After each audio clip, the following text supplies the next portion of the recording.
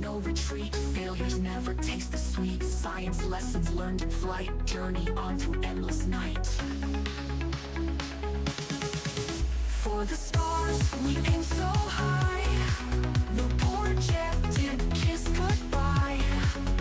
For science and purple light, we'll keep flying through the light.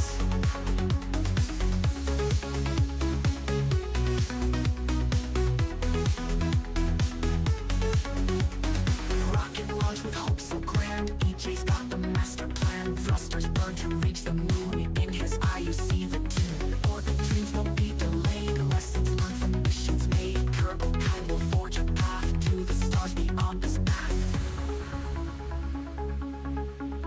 For the stars, we aim so high. The poor jet did kiss goodbye. For science and purple light, we'll keep flying through the light.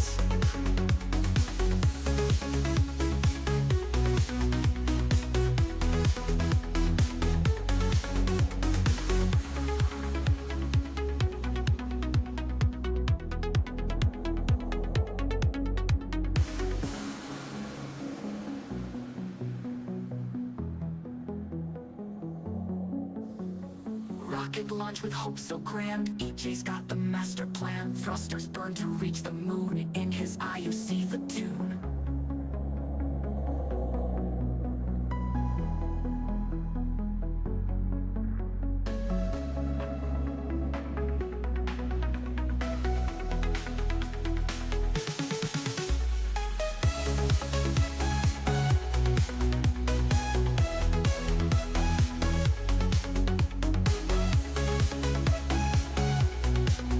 Keep flying through the light.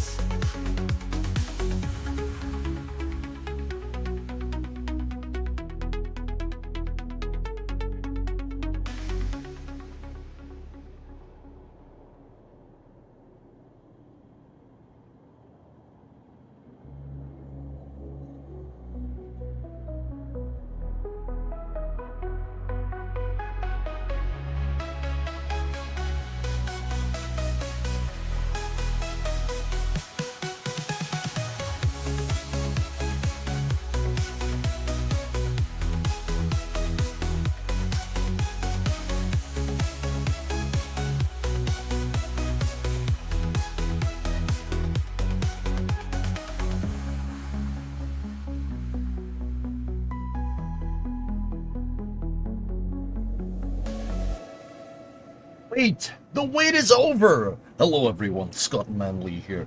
Today we're going to go and do the EJ Space and Rocket review with your host Eric Johnson himself.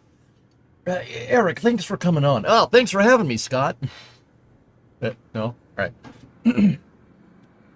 What's going on, everybody? Space and Rocket review. Space and Rocket review. Scott isn't here, by the way. That was me. Hello, everyone. Scott Manley here. God, I'm so fooled. Are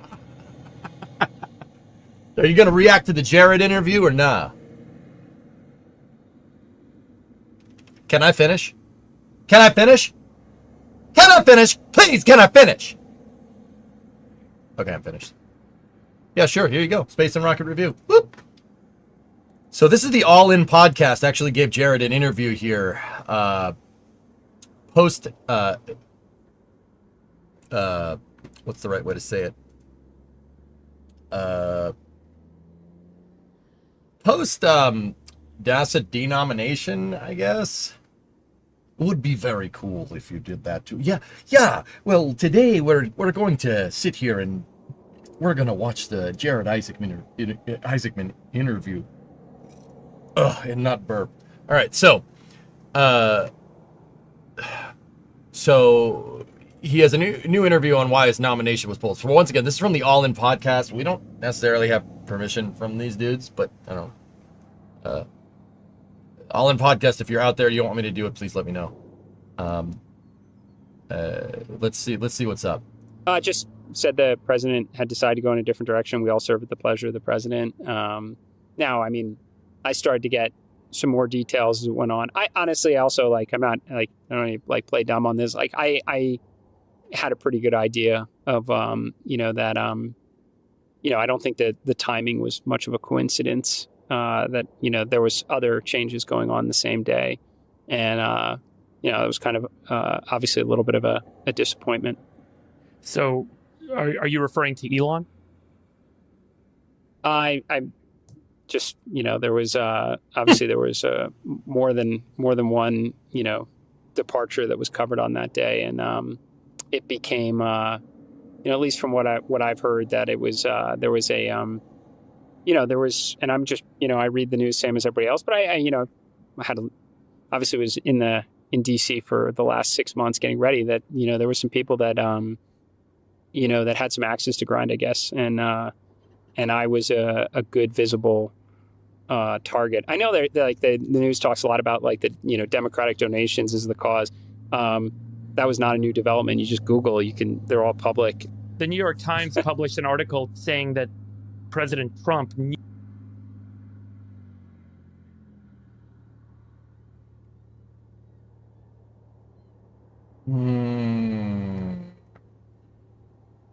Is he inside an airplane hangar? Visionary, he's inside his airplane hangar. And if you notice the Panavia tornado that's behind him, yeah, that's the direction we all serve at the pleasure. That's his. Yeah, he's restoring it right now. Just thought I'd let you know. So, had a pretty good idea of. Well, remember, on Monday's Space News, I theorized 3 possible outcomes here. For why Rook was not nominated. One of them could have been conflict of interest. The other one could have been not having the votes. And the other one was someone with an axe to grind.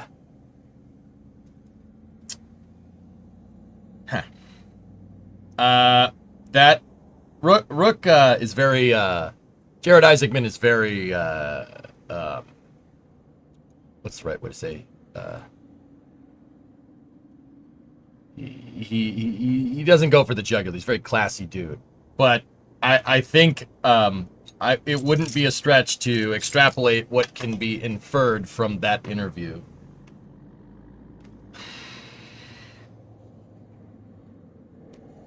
Diplomatic. That's the word I'm looking for. Yeah, that's very telling. Yeah, that sounds like somebody. Okay, context here. If you haven't heard it yet, Jared Isaacman was the president withdrew his nomination as Jared Isaacman for NASA administrator. Jared Isaacman, or Rook, which is his call sign that he goes by, I call him Rook. So for all intents and purposes, you hear Rook, that means Jared Isaacman. He was in line to be the NASA administrator. He had he did a Senate Commerce, Justice, and Science meeting and vote. The Commerce, Justice, and Science Committee of the Senate elevated the vote to a final Senate vote, and it pretty much would have been a couple of days ago, except last Saturday, the president withdrew his nomination, cold turkey, kind of out of the blue. And a lot of people were pretty pissed at that, myself included. I held my tongue the entire weekend because I didn't want to say something I potentially didn't mean. Yeah, on Monday we theorized 3 possibilities. So a lot of people have been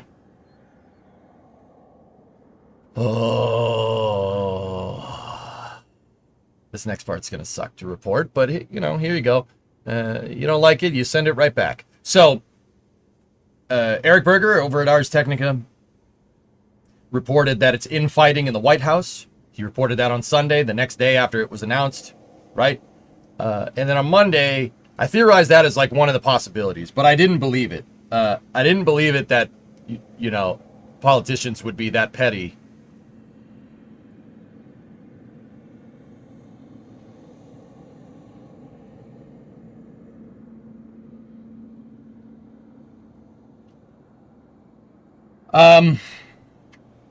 But by what was inferred there, what was inferred with what he just said in that All In podcast.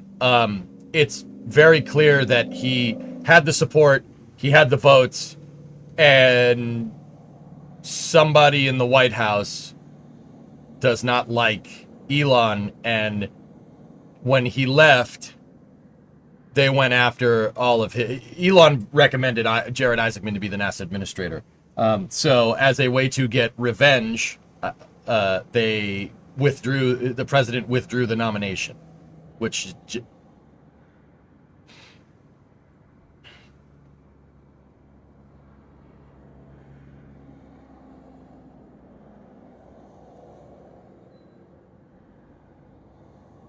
SLS got cut. You saw a video on YouTube a little bit earlier. No, that video was wrong, Jens. That video was wrong. So whatever that video was wrong. But whatever. At least at this moment in time, that could happen. It's a possible outcome. EJ does not know DC. They have a PhD in petty. Dude, I knew it was like this, but I didn't think it was like this, dude. Yeah, like I said, what Rook said is very, very telling. Listen to it again if you haven't. Had decided to go in a different direction. We all served at the pleasure of the president. Now, I mean, I started to get some more details as it went on. I honestly also I'm not I don't play dumb on this. I had a pretty good idea of that I don't think that the timing was much of a coincidence. That there was other changes going on the same day, and it was kind of obviously a little bit of a disappointment. So, are you referring to Elon? Listen, this part. I just there was obviously there was more than one departure that was covered on that day, and it became at least from what I've heard, that it was there was a there was, and I'm just I read the news same as everybody else, but I had obviously was in DC for the last 6 months getting ready, that there were some people that that had some axes to grind, I guess, and I was a good visible target. I know that the news talks a lot about the Democratic donations is the cause. That was not a new development. You just Google, they're all public. The New York Times published an article saying that President Trump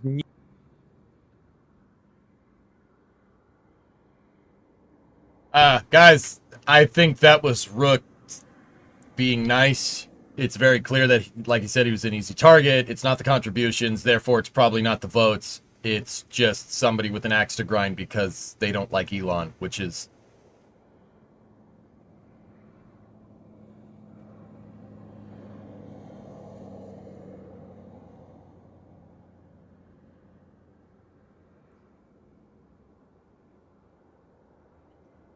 I don't think it really goes without saying that I don't, for what it's worth, I'm not sure that the president made this decision himself. Not that it matters, but I'm pretty sure he was advised on this. And with all that being said, whoever advised him, I want to kick repeatedly in the scrotum in Minecraft, like multiple times. Yeah, I think that's the right way to say that. Yeah, so yeah, it was just somebody advised the president to remove the nomination because he goes, oh, we don't like Elon. Okay, all right. Yeah, you really stuck it to him, dude. He now because he doesn't work at Doge, he has to go back and run his 5 multi-billion-dollar companies. Oh no. Oh no, you really stuck it to him, man. And Rook? Oh, what's Rook gonna do? Poor Rook.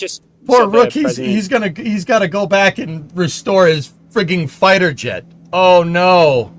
Also a billionaire. Oh no. Oh no. Oh, poor them. That really sucks. He can choose not to take the advice, though. Yeah, sure.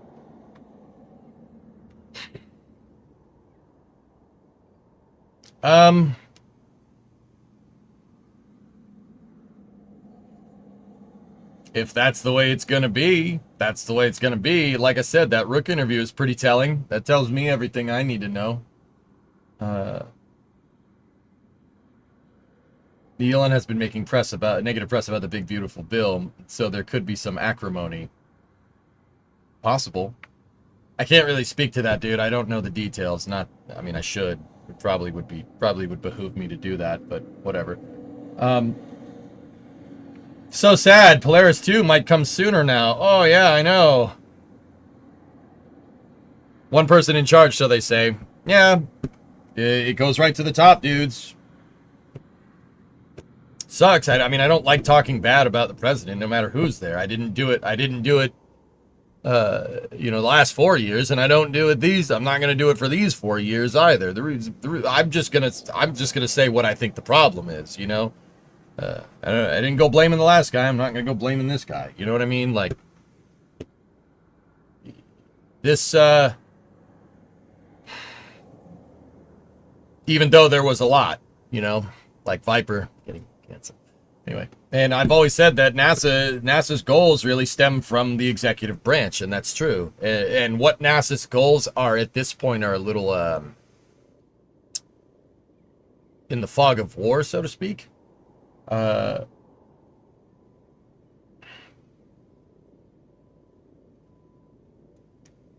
Probably know more about the bill than the average person that voted on it. Yeah. Did you see your previous message? How hard would it be to get an interview with Jared? Doesn't NSF has his contact information? You could be the one to figure out the next steps. I'd have to, I don't know. We'll see.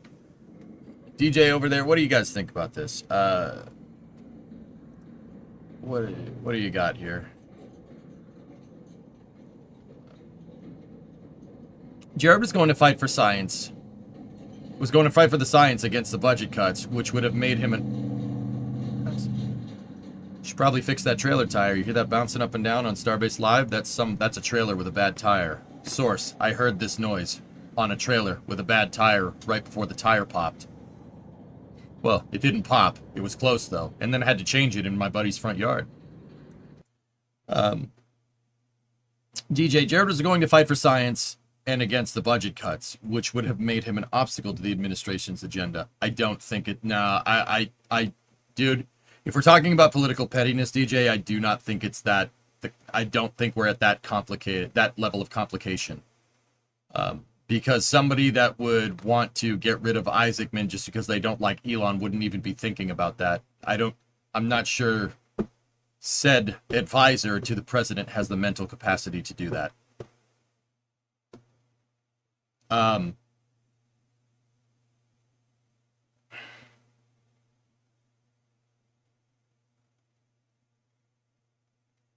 So once again, just on a quick side note, Eric Berger's sources are once again have proven to be very, very reliable and very, very, very much on the money. Even though I don't necessarily like Eric's conclusions about things, you can't deny his source is pretty damn good, man. People can be both smart and petty. Yeah, Acolex, but that would mean I would have a modicum of respect for the person that made this decision.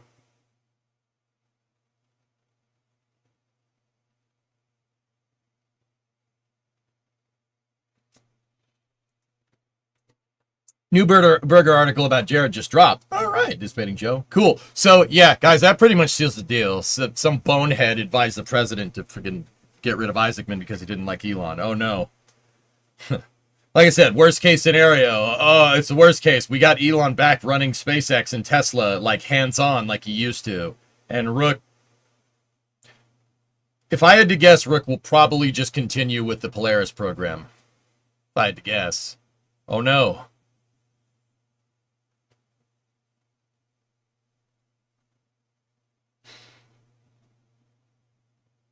How come I'm not allowed to be petty, Oculix, but they are? No, frick them. Frickin' vermin, dude. Frick them. Dude, that decision will have repercussions. It'll have repercussions in the program. Oh yeah, it'll have repercussions.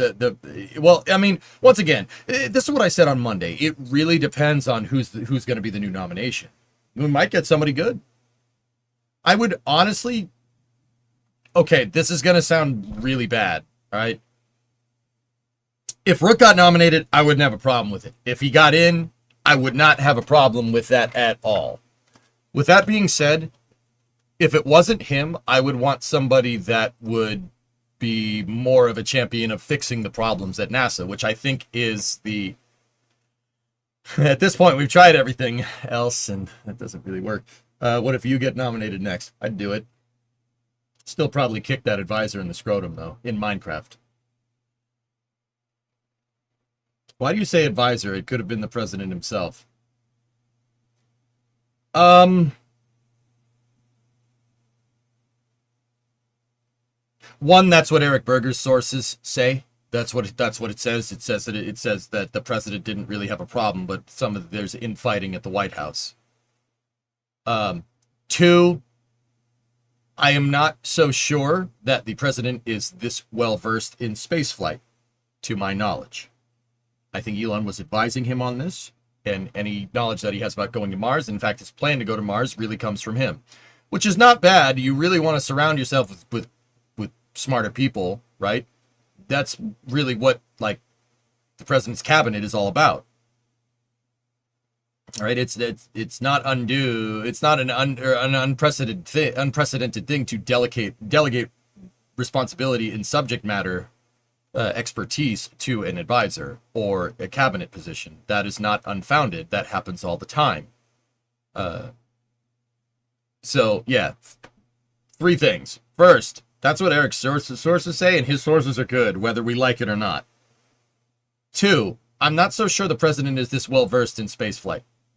And he most likely had Elon telling him, advising him on this, which is fine. And yeah, three, I don't know, I forget what the third one was. Whatever, I think I said it too, but yeah, so we'll go, step 2A is that, but yeah. Resist the urge to simplify things. The truth is always messy. I'm pretty sure I've been as candid as I possibly can be. Discovery, go at throttle up. I mean, I'm not 100%, I'm not 100% sure where NASA's going to go from here. It really depends on a new nomination.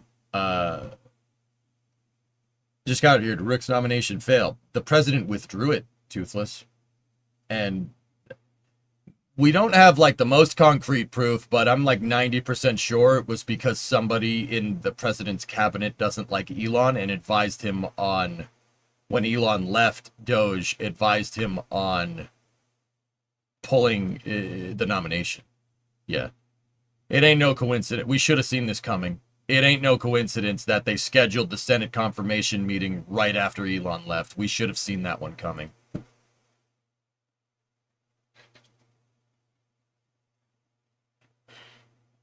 Yeah, we should have seen that one coming.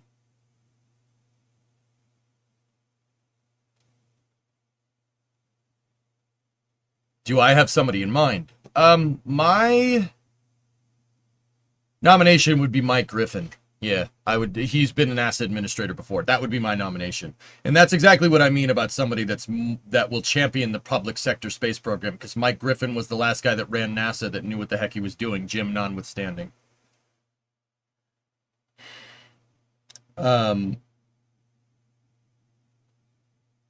The president is still always responsible for doing what his advisors say. Krynen, if you guys are trying to say that I'm circumventing blame from the president's decision to an advisor because it's the advisor's fault and not the president, and leadership doesn't come from the guy, the commander-in-chief, that, like, you are solely mistaken. I'm being nice, okay? Because I was nice with the last guy, and I'm going to be nice with this guy, right? Just being nice, but like I said, just like Rook, you can infer pretty obviously what's going on here. But I'm not going to spell it out for you. I'm a little confused. Was Elon supposed to be in Doge until July? No, it was a 130-day position, I think. You want Tory Bruno? Giesen, the more and more I see about Tory Bruno, the more and more I think Tory Bruno would be much better as like like somebody that works in defense. Tory Bruno's good at making missiles, dude.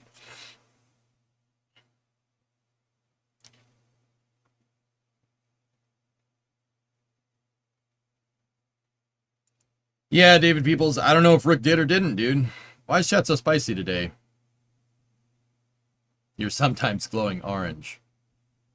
Thank you for that. I appreciate it, Jack. I'm here just trying to tell people what's going on and have, you know, a modicum of professionalism and, you know, and just go say that. Thank you for insulting my craft. I appreciate it. But thanks, man. You get up here and try and do this and be civil about it, okay? And then we'll talk. Then talk to me. You can do that on your stream. Oh, wait, you don't have one. Anyway, speaking of Tori Bruno, check this out.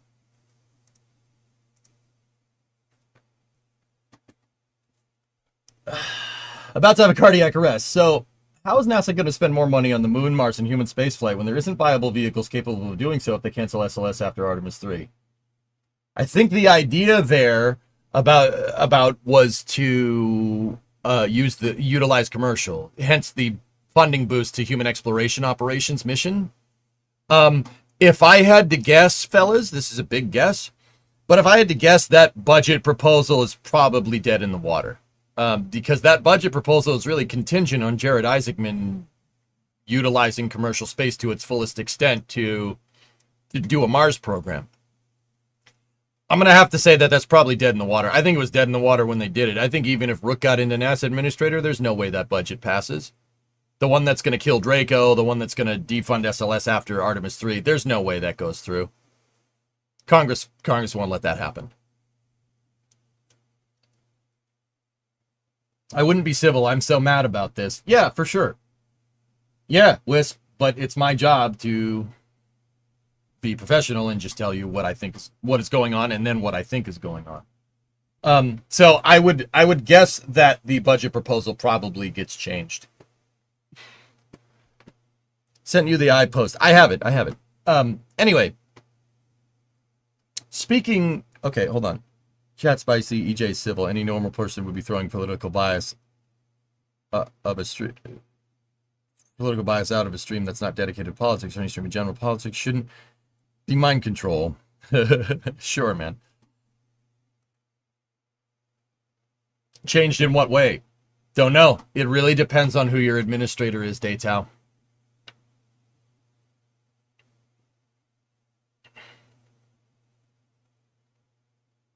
And you know what the funny thing is? You know, people say, "Oh, EJ, you're glowing orange," and then, you know what, dude? If you said this to me a year ago, if I told you something like about Viper cancellation a year ago, people say, "Why are you defending a geriatric old man?"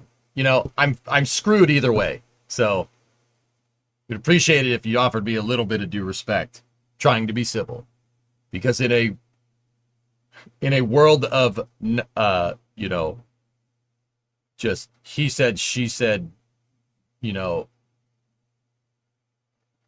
like slanderous news, I try to stay objective. So, you know.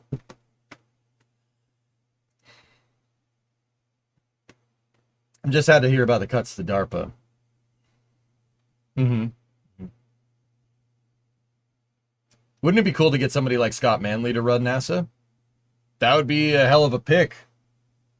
Congress may want it, but DARPA and NASA pulled out of it because they didn't get the support originally. Regardless of who gets in and what happens to the budget, NASA needs major reform. Yeah, Rocket Guy, that's the truth. This I will be candid about. NASA needs to be overhauled completely. Like, completely. I'm not going to say it's rotten to the core. There are some facets of NASA that still work as intended, like flight operations. You know, Johnson Space Center. That's fine. It's really kind of the rest of everything. There's no unifying program. There's no interagency cooperation. There's none of that. There's no unifying program, and that does come from the top. It comes from the guys sitting in the chair in the Oval Office. Okay. There's nothing. NASA needs to be basically overhauled from the ground up. I said if I was the NASA administrator, and I would be very clear about this, the first thing I'm doing is going into headquarters and firing everyone. It's, yeah, pretty straightforward. Hey, Red Munchkin, thank you for the raid. Let's have a YouTuber run NASA. You know Scott's like an astrophysicist, right? Joe? You know he's an astrophysicist. He like graduated from college, astrophysicist and pilot and a self-taught software engineer. He's really good at writing code. Let's just say he works for a very big software company. You know? Cardiac arrest. I'm going off to study astrophysics at university in September. Nice, man. That's awesome. He's also a DJ, which is cool. Yeah, Red, everything's good, man. Thank you very much for the raid. You got gifted a sub. All right. He flies a Cirrus, too. Yes, he does.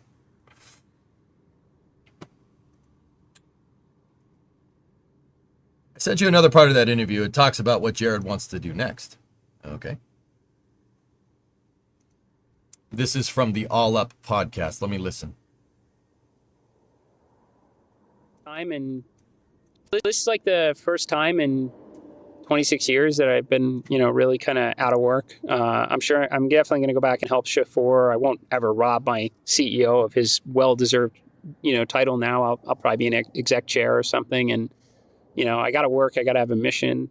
But I'll find something to contribute to. And man, I love flying and I love space. And I like the philanthropic efforts we've been doing with St. Jude. So I'll keep busy. This is like the first time in... Oh, there you go. He'll keep busy. Anyway, would Neil deGrasse Tyson be a good NASA administrator?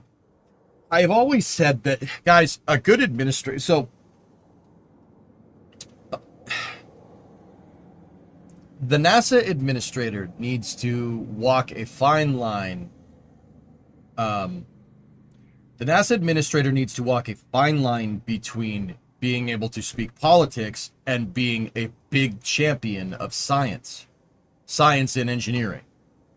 You have to understand the science and engineering, and you also have to understand politics. It's a very, very specific job, like skill requirement. Jim Bridenstine was very good at this. He was very good because he served in politics recently, right? And he was a gigantic champion for space. Bill Nelson, despite how that kind of went down, was very well versed in politics and kind of kept NASA on quote-unquote life support for the past 4 years, which is good. But without his boss telling him really what he needs to do, it's just kind of status quo, which is why we've gotten NASA the way we've had NASA the way that it's been over the last 4 years. With that being said, I'm not sure that Neil deGrasse Tyson has the political prowess to be a NASA administrator. He's way too far over on one side. A lot of people say scientists should run NASA. I think that is insane. You know why? Because you have to deal with politics. Scientists are not good at that. Neither are engineers, for what it's worth. Look at what just happened to Elon. I mean, just saying. Just putting it out there. I'll tell you, engineers are not good at dealing with customers.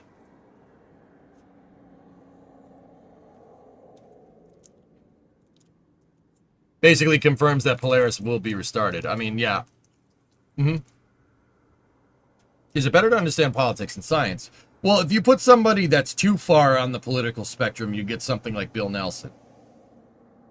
Bill didn't necessarily do a bad job, but all we had during your tenure is just a carrying of the torch and then cancellation of more programs.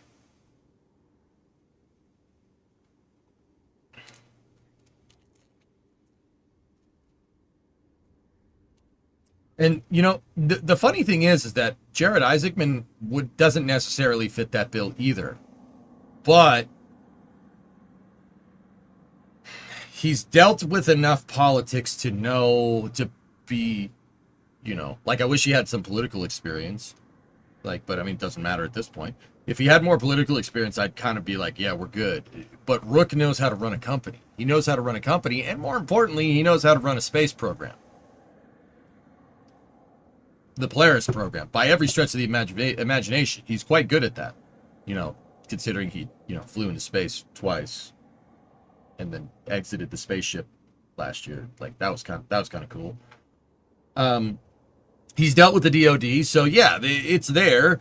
I think he would be I think he would, he'd be a decent NASA administrator.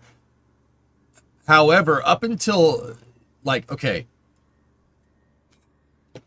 the budget request basically, if Rook had gotten in, the budget request basically that the president put forward basically is screwing NASA completely, and it points to putting in a lot more reliance on commercial spaceflight.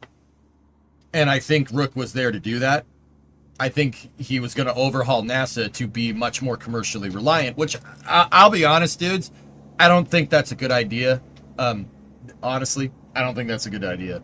I think NASA is way too reliant on commercial already, and circumventing NASA's underlying foundational programmatic problems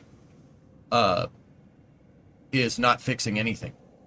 If anything, the incessant drive of commercialization, all that does is just take the budget away from NASA, because it's very clear that politicians will take the budget away from NASA if they have a good enough excuse.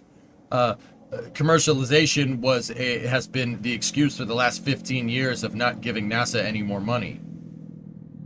Why do that? Why fund SLS when we could fund Starship?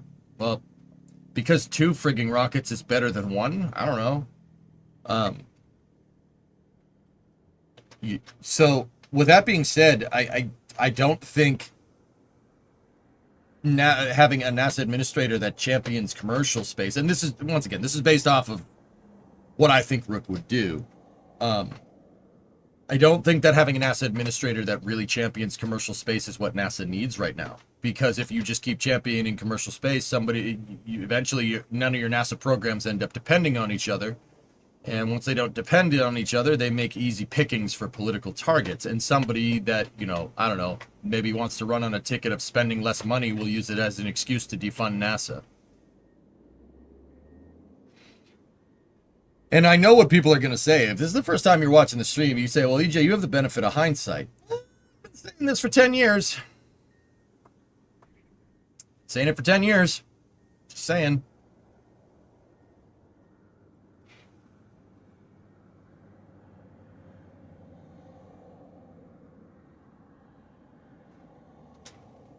I know it's an unpopular opinion, but I'm kind of happy that Rook's nomination got pulled. There are other equal or better options to run NASA. And Rook being available for Polaris again is very positive for Starship development. That's fair, Neonix. Maybe, a lot of people said on Monday when we talked about this, a lot of people said, oh, dude, I think Rook dodged a bullet. I think that's a very astute thing to say. Good. You know what's going to be really funny? When he lands a Starship on the moon before NASA does. That's going to be real funny. I don't think there's a better person to run NASA. I think Mike Griffin. If I had to choose between Jared Isaacman and Mike Griffin. Oh, that would be a tough decision. But now that Jared's out, we don't need to make that decision. Wouldn't that be a breach of contract, HLS and all? I don't know. Maybe he'll do a lunar flyby. What is the actual reasons SLS has costed so much throughout the years? Lack of experience? I think Mike Griffin would be a great pick. Mike understands public sector space programs very well. He's the one that got the shuttle running in the mid-2000s on a regular schedule, and he championed the Constellation program. I think his ideas about holding the high ground in space with a civilian space agency are very good, and much of my ideas are derived from his and Homer Hickam's thoughts about spaceflight. Like, those are the closest things I've gotten to a mentor when it comes to space policy. That and, the people that work in the industry and chat. Is there anyone that isn't ancient? I don't know. It's Ovavin. High ground. So, cardiac arrest, what is the actual reason SLS has cost so much? There isn't one. It's all bull crap. Now, you all just looked at me funny. I don't think SLS is too expensive. I can say that to you with a straight face. And I know I just kind of clickbaited everybody pretty hard. I don't think it's too expensive. The reason why comes in, the reason why you're all looking at me funny, because you're saying like, wait, what? The reason why you're all looking at me funny is because everybody said it's so expensive over the last 15 years. It's too expensive. It's too expensive. I can tell you the programmatic reasons why it's too expensive first, and then I'll tell you my opinion after. Or why it isn't too expensive. The programmatic reason is because SLS has been flatline funded for the past 15 years. Well, 12. Let's say 12. SLS really came on the books in 2013, 2014 as a result of the 2010 NASA Transitional Authorization Act, if you really want to go look. Didn't come on the books until 2013, 2014, after Congress had an aneurysm because someone tried to do the budget proposal in 2010 is exactly what happened. The budget proposal in 2010 is exactly what's happening to NASA now. And Congress, as a reactionary thing, legislated a rocket into law as a result of the 2010 Authorization Act. That's the other reason why I don't think that budget proposal is going to go through. Last time I saw a budget proposal like this that gutted NASA in the name of commercialism, in the name of commercial space programs, Congress reacted really badly, and we had SLS. I don't think that's going to change. It's very clear that Congress really likes spending our money, so I don't think that's going to change at all. Now, back to programmatic reasons. I think that SLS has been flat funded. That is not, by NASA's own standards, that is absolutely not how a program works. It's not necessarily technical expertise, even though that has a lot to do with it. The biggest reason why SLS carries that seemingly ridiculously expensive price tag is because in order to fund a rocket correctly, there's a certain budget cycle that you have to go through. This is NASA's Systems Engineering Handbook. This is free on the internet. I have a hard copy. I have no idea where it came from. So, check this out. This is NASA's own development cycle, right? This is the own development cycle. Now, this graph doesn't exactly represent what I'm talking about here, but if you look at this graph. Sorry. If you look here, this is percentage funding over the course of a program, okay? Kind of chromaing out. Percentage funding through the course of the program. So the funding ramps up. And by the time you get to your operational readiness review, and then your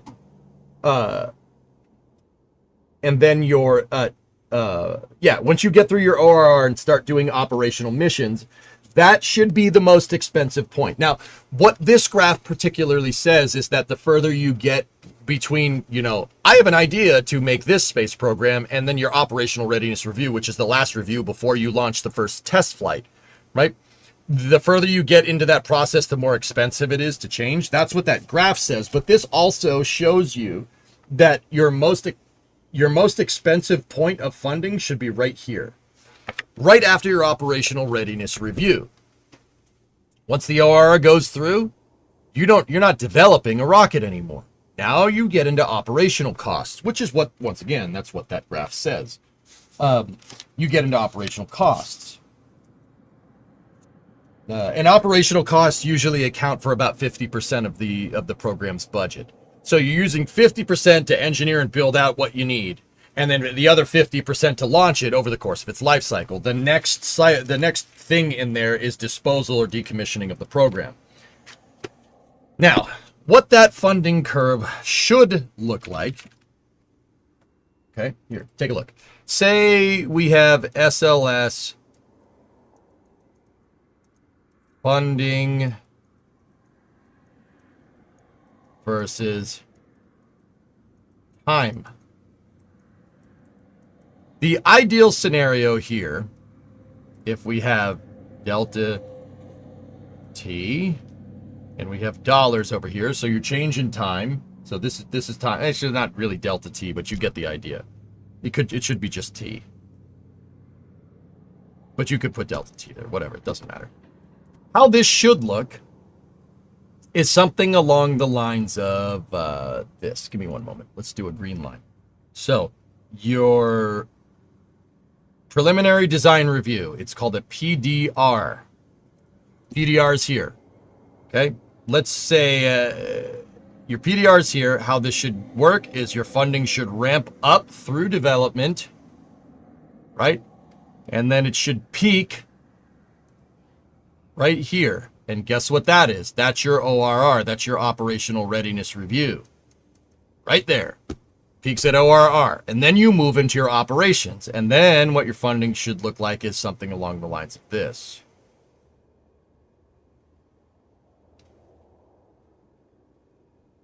You have a ramp down in funding.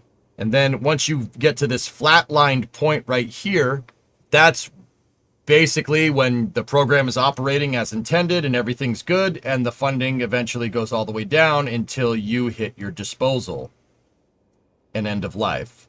Disposal readiness, or I think it's called a DRR, I forget the acronym. And then your program ends right here after a certain amount of time. So, let me add some dates to this just to be sure. Let's say 2013 is over here, and let's say we're right, I don't know. Let's put 2025 right here. Now, if you pay attention to this graph, right, and we put 2025 over here, and then let's just say the disposal is not even close. They wanted to fly SLS for a very long period of time. So let's just say that green line just keeps going ad infinitum over here. Just keeps going that way. All right? It just keeps going over there. All right? We are right here. Now, let's just, we'll fill in some blanks. Let's, please excuse the crudity of this graph. It's not built to scale. So let's say 2020 is right here. Let's say, I don't know, it's not to scale. Let's say 2017 is right here. Okay? That's more or less right. Just bear with me. Better to show this plot? Sure, will do. Yeah, I will show that. Good diagram showing the cost of SLS in Orion. Yes, I will show that as well. Thank you guys for all the links. Rockets are awesome. I can see that link. Okay, so SLS came around in 2013. They said they were going to have the first mission in 2017, and then they would enter operations around the moon basically into the 2020s. So we should be, basically, SLS should be flat funded at this point, right? It should be flat funded. We should be somewhere over here with multiple missions to the moon at this point, but we're not. Why are we not? Here, I will show in red basically what SLS funding has done over time. Actually, it's basically up until about here, it follows the curve basically to a T.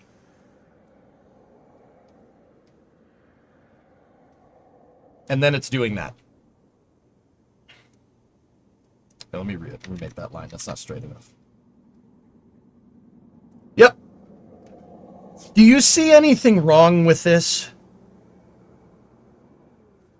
From a programmatic standpoint, this is a colossal screw up. The reason why is because this rocket was legislated into existence. It wasn't, it's not built with a goal in mind. It's built with the idea is to build it. That's the goal.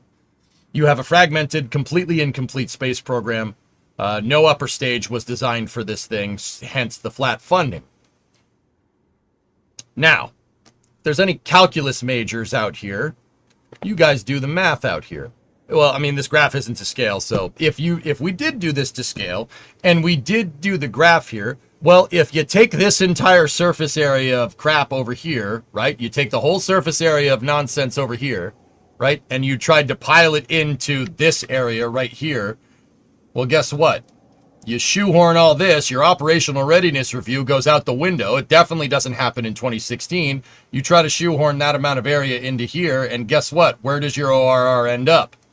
Because you're pushing it down over here and trying to fit everything, your ORR ends up over here. And guess what?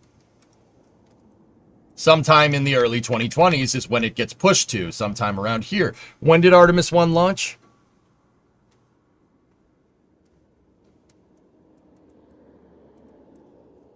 There you go. There's your problem. From a programmatic standpoint. the program has been flat funded, and the flat funding is only keeping up with inflation, which is stupid. If the president's budget request goes through, SLS funding could potentially do that, which is not going to help. Throwing money at the problem at this point is not going to fix it. The time to do that was 8 years ago. Sorry, I paused chat. The time to do that would have been 2016, 2017, but we didn't. Technically, the budget for NASA over the last 5 years hasn't even kept up. That's actually a good point, Rocket. The budget kind of looks like this. It kind of tails off, which is not great. It's not even keeping into account inflation. That's a very good point. So that's what the budget looks like. And as SLS moves closer to an operational status, you could potentially figure it out over here. And it could move into routine operations. This is what I'm saying needs to be done. This is where I derived my entire thesis about SLS launching more, not less, from. It comes from right here.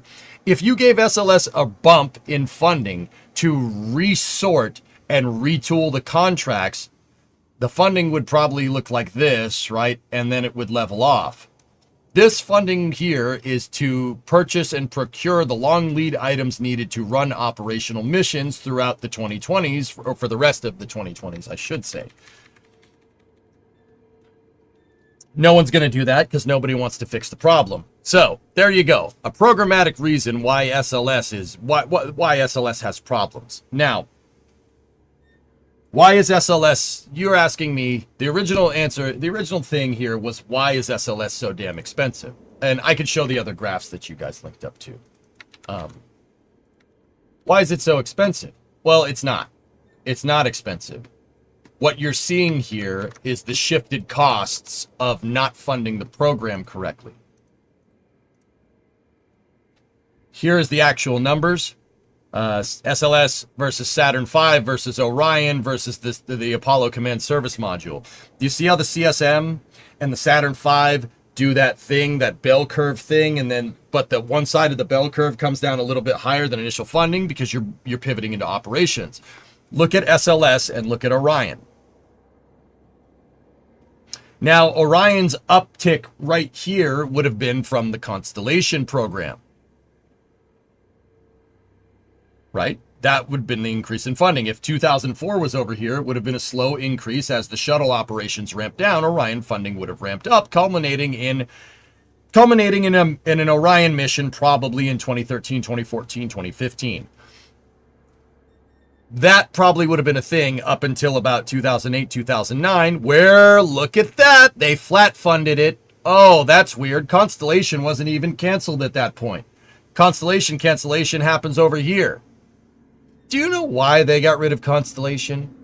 Because of underperformance. They said it would have been too expensive. Yeah, well, guess what?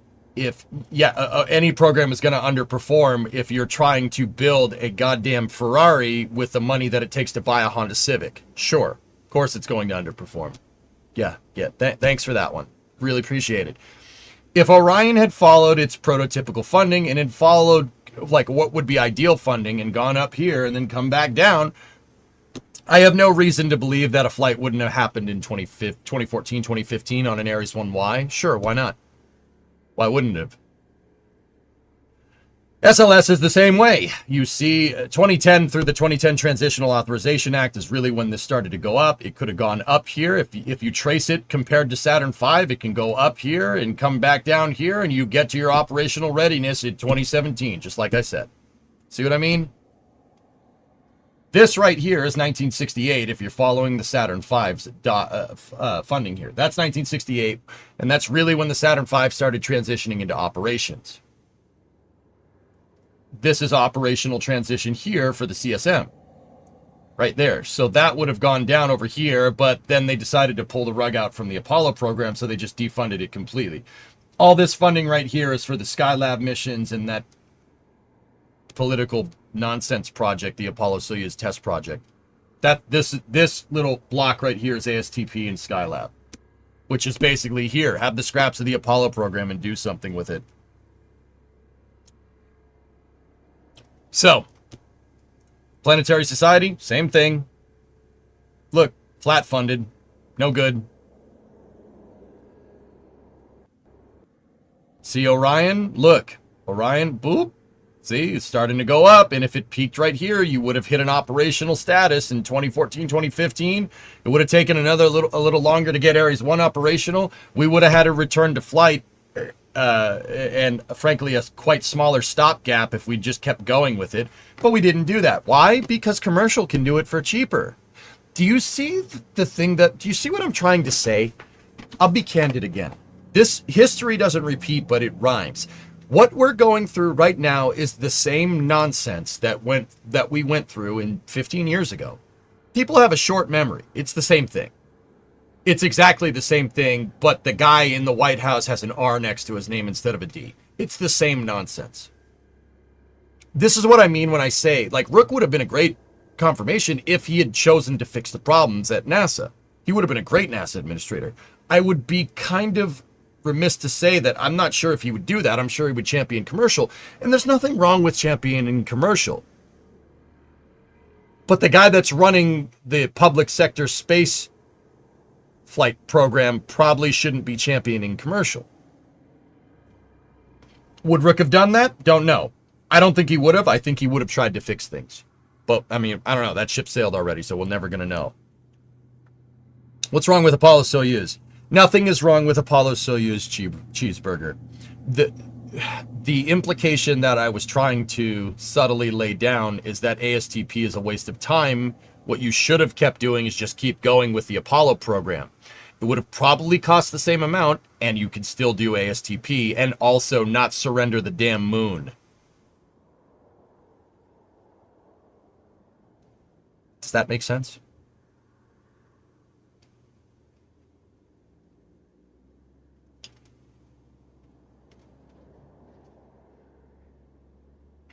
So, to answer the question, is SLS too expensive? No, it's not too expensive. It's not funded correctly, and it seemingly carries a heavy price tag. And certain pundits out there, Eric Berger, I'm looking at you, have been saying that SLS is a waste of time for the last 15 years. All that's doing is giving fuel to the fire for somebody to basically defund NASA. What was the budget proposal again? Oh, yeah. History is repeating itself. This is the exact same stuff that they said about Constellation 15 years ago. It was wrong then, it's wrong now. There's nothing. With that being said, I don't wear a SpaceX shirt for no reason. There's no reason that commercial can't coexist and commercial space should be championed, right? Public-private partnerships between NASA should also be championed, but NASA needs to have its own thing. It needs to have its own space program. That is quintessential for scientific research and understanding. The commercial program will get you far, to be sure. But I do not want to subject humanity's understanding to the whims of capitalism. I don't necessarily think that's a good idea, and I like capitalism. And I love what SpaceX is doing, and by no means should they take their foot off the gas pedal. Keep going. If you eclipse NASA, so be it. So be it. Whatever. And now he's complaining about funding proposals. Yeah, this is what I mean. Eric Berger's sources are amazing. I will never doubt his sources ever again. Ever. I really don't necessarily agree with some of his conclusions, though, which is fine. It's okay to disagree. It doesn't mean I hate the guy. I think he's a great writer. Freaking damn good. Everybody says his books are good. Now, I haven't read his books, but everybody says he's a fantastic writer, and I've read his articles. He's a good writer. He's damn good at it. Mark Gurneau died? That sucks, man. He flew on the shuttle in the 80s, dude. Oh. Seriously, I hate that. It isn't hypocrisy, but it sure feels like it. People say, cut SLS, NASA useless. Now that NASA appears to be getting cut, it's all shocked Pikachu face. Yeah, Rocket Guy, that's the real thing that I think is quite funny here. Yeah, that's hilarious. All the people that have been saying, don't, get rid of SLS, get rid of SLS, get rid of SLS. Guys, politicians don't know the difference. That's why I've been a proponent of SLS for the last 10 years. Politicians don't understand the difference. All they understand is, oh, if I get rid of this, I save money and I look good in front of my pundits. Oops. So, final conclusion to this question. Sorry, it needs to be said. It's especially, I've said that, I've given this explanation many times on stream. But I think it is especially pertinent now. Is SLS too expensive? No, it's not too expensive. Do you know why? What are you comparing it to? What is it expensive compared to? The Saturn V? Is it expensive compared to that other moon rocket that we have?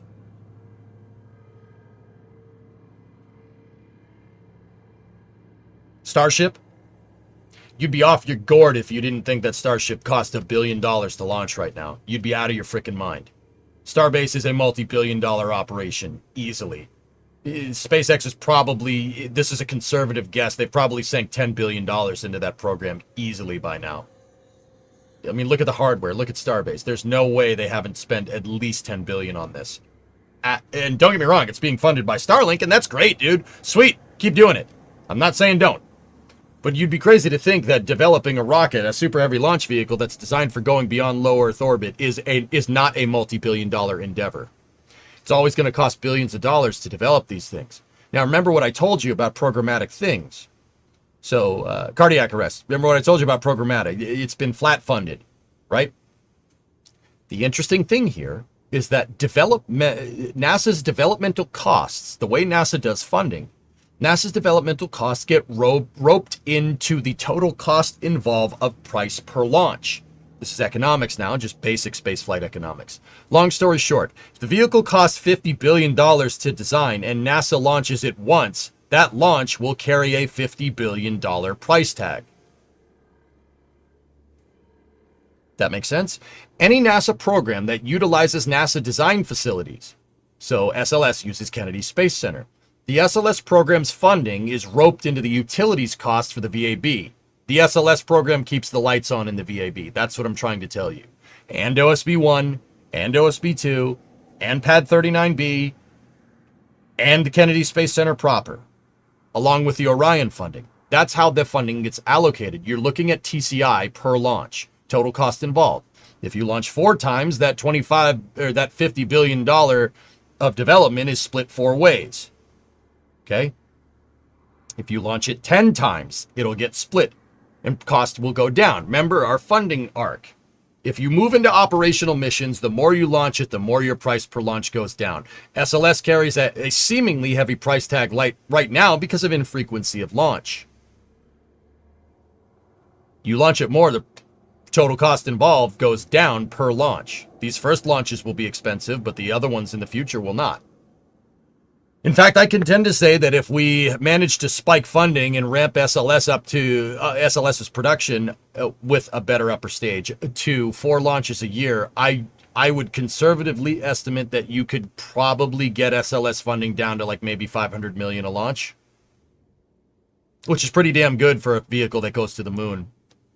The real big thing would be simplifying RS-25s, but they're already working on that with the RS-25E program. SLS is not too expensive.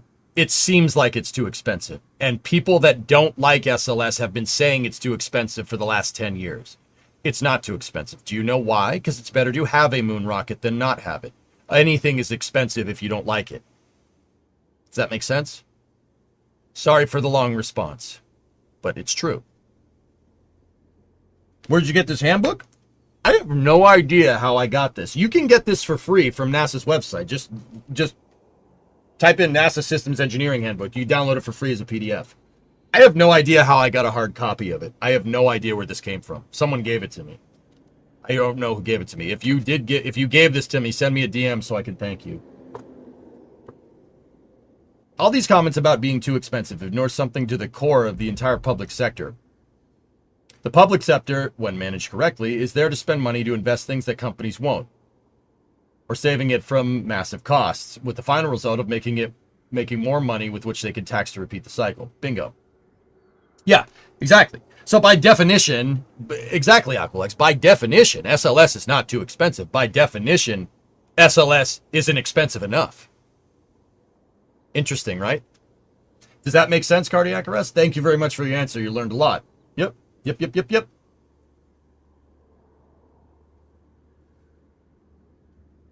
And Discovery, this go and particular throttle up. reason is why I like SLS, but I also like Starship. People think that's a false dichotomy. I think that's completely wrong. Or like you're having some type of cognitive dissonance if you like SLS and Starship. Well, first and foremost, piss off. I like rockets. I want more rockets, not less. Second of all, SLS carries a seemingly expensive price tag. Do you know how much that bolsters the entire aerospace industry and basically enables the commercial industry to do what they do? NASA needs parity.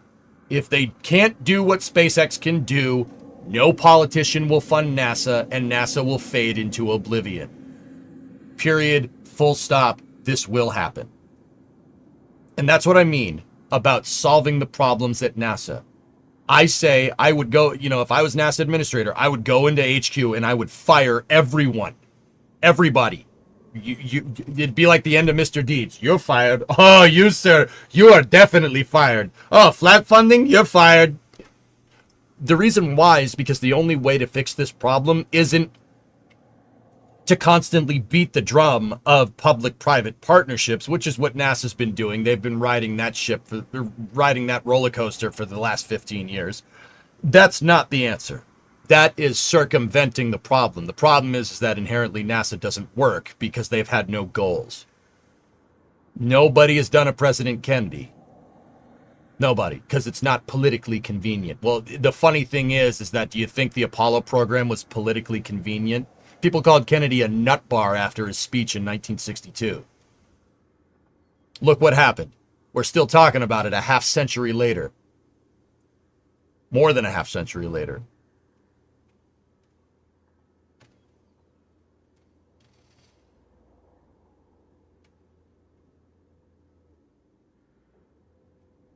In a weird way, cutting NASA willy-nilly would make the budget deficit worse as impacts of reduced taxable economic activity come to a head.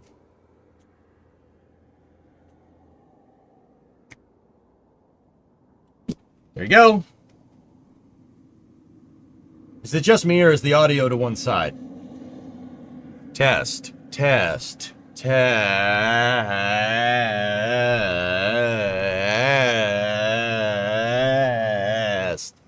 It looks like it's favoring the right channel just a smidge. Just a little bit. So guys, what needs to be done is that NASA needs to be overhauled completely. No one is willing to do this because nobody has the political capital or nobody wants to take the political risk of doing that. That's the problem. NASA needs a goal. NASA needs to be overhauled from the ground up. That's the big problem.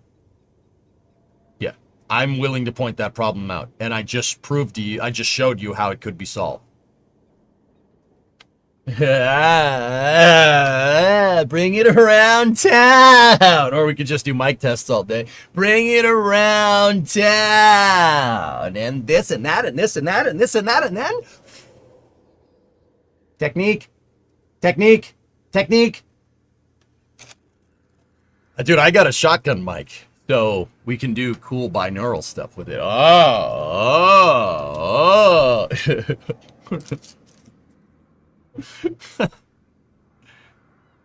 Kicking the can down the road is basically what we've been doing since Challenger. Yeah. The shuttle program was ramping up in operations, and then Challenger happened. No, we got to make it more safe. And then NASA's just been L after L after L after L since. I'm amazed it still exists.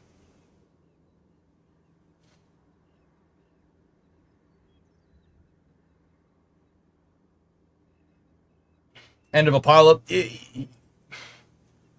It doesn't matter. Yeah, yes, technically, I think they could have fixed it with the shuttle program. If the shuttle program had worked, it moved into operational missions a little bit later down the road, and they had really gotten the reuse stuff figured out. Which guys, at this point, just on a quick side note, everybody says, "Oh, the shuttle was tried to be reusable and it failed." Well, yeah, of course. If you don't want it to be reusable, it's not going to be. If you want it to be refurbishable, it's going to be refurbishable. The shuttle very clearly, with the right funding and programmatic management, could have been made to launch as quick as Falcon 9. I firmly believe that. And I know people can say, it's the tile problem, the foam. What about the tiles and the foam and the SRB and the O-rings? Okay, so one, the O-rings that got Challenger. The Morton Thiokol engineers said, don't launch them. Don't launch them in the cold. We didn't engineer them to launch in the cold. You don't go off-roading in a Prius. You know why? The engineers designed it for fuel economy on a road, not on dirt. So they launched it into cold and it freaking blew up. Good, great, grand, wonderful. This is what fixing NASA does to a guy. I lost my train of thought. Two, the foam. Those foam problems would have shown up with more robust testing of the external tank. In fact, NASA's infrequency of flight is what caused the foam delamination. Scrubbing a bunch of times because the vehicle isn't operationally reliable. Because it turns out when you engineer an F1 car and you try to go get groceries with it, it doesn't work correctly. Weird, huh? And then the tiles falling off. They figured that problem out by the end of the program. You know what the solution was? Injecting Thompson's water seal into the porous tiles. I'm not kidding. If you look at a picture of a space shuttle, the shuttle tiles, some of them have a dot in the center. What they did was they re-injected the glue into the tile to displace the water out. Dr. Phil Metzger on X is the guy that helped figure this out. He's a professor at UCF. And his X account's amazing if you really want some hard nerd stuff. Yeah, I've never met that guy, though. I'd like to shake his hand. He's cool. Yeah, they worked on re-injecting tiles, and they used Thompson's water seal. They used Dex Sealer to help displace water out of the tiles. Because the tiles were so porous, the silica tiles were so porous, they were almost like sand. And sand absorbs water. They had the same problem with shuttle tiles. They had the tile problem solved by the end of the program. Those are the three big things that doomed the shuttle program. And those three big things come from not flying it enough. Because like I said, I like working on cars. What is the enemy of any car? Well, first of all, salt. Right? If you don't take care of it and you drive around with salt, it's not going to work right. Second thing, absolute worst thing you can do to a car, let it sit. Let it do nothing. Car is designed to be driven every day. Or at least once a week. If you leave it there for any longer, you're going to start running into issues. The battery's going dead. Etc., etc. Pedestrians, no. Cyclists, no. We've had that conversation. We don't need to have that conversation. So, there you go. Guys, once again, anybody can point out problems. I try to give solutions. The solution here to fix SLS and fix NASA inherently is to basically refactor the entire thing. The entire thing needs to be refactored. Refactored and expanded in the interim time. That's the truth. I'm not sure if that's going to happen. Speaking of launch vehicles, you were talking yesterday of redoing a modern shuttle, and it got me thinking: could we attach it to Super Heavy as an external Super Heavy as its external tank? You're gonna run into some plumbing problems, T-Man. Tank foam was another example of them going outside a rated operation too. The tank wasn't rated for as many fill and empty cycles as they put it through, and they went, it's fine. Yep. And even so, Oglex, if they had gone and launched it more, maybe it wouldn't scrub as much, because it wasn't designed to scrub as much, because the shuttle was designed to be launched once a week. Guys, the shuttle program, okay, so think about this for a second. The shuttle program was supposed to be doing what Falcon 9 is doing right now. Routine access. Once a week. Launch satellites, DoD missions, whatever. That's what it was designed to do. That's why they built 4 orbiters. Because the orbiter turnaround time takes about a month. As originally envisioned. So, you have 4 orbiters, you launch 1 each month, right? And you do that for 12 months, right? It makes 48 missions a year. That was its benchmark. That's what it was designed to do. They almost did it. They got close-ish. The shuttle was designed to be turned around in a month. And we did see Mike Griffin do that with NASA in the late 2000s when they were building the space station, which is pretty cool. They didn't ever fly that much. But by 2008, 2009, we had pretty routine shuttle missions once every 3 months. That's good enough. If you allowed it to ramp, you could have gotten it up to 4 missions a month. Yeah, of course. They almost did it during Challenge in the 80s until Challenger happened. It was close. And flying it more, right, gets you better knowledge and understanding of the vehicle. The vehicle design matures with every flight, right? And it's going to take a certain amount of flights for the design to mature correctly. You're always going to have teething problems with every single spaceship. Look at Starship right now. There's teething problems with that, or shaking problems, whatever. Dragon had teething problems. A Dragon 1 blew up on the test stand. Starliner has...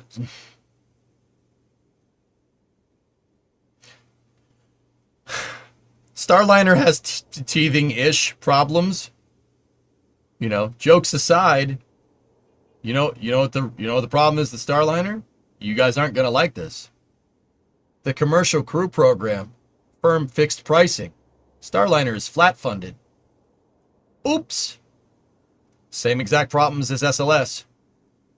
Why do you think it's so far behind schedule? Whoops. But no, it's got to be that, that they dropped the ball. They have no idea what they're doing. Well, yeah, of course they have no idea what they're doing. You didn't give them enough money to figure out how to do it. Sorry. Oops. And yes, I know what people are saying. EJ, you're seriously thinking the Starliner program needs more money? Well, yeah, it needed more money 5 years ago. Not now. More money isn't going to fix the glaring problems that are happening with it right now, and they made Boeing pay out of pocket for it. Fixed developmental cost is a really bad idea. Really bad idea. Starliner is a great case in point. SLS is a good case in point. Orion is a good case in point. Heck, the space shuttle to an extent. I mean, the space shuttle still did bump, but for the most part, it didn't. You're not getting the vehicle to the right technological readiness level for them to hit operational status because your development was flat funded, and you wonder why it doesn't work. Just saying.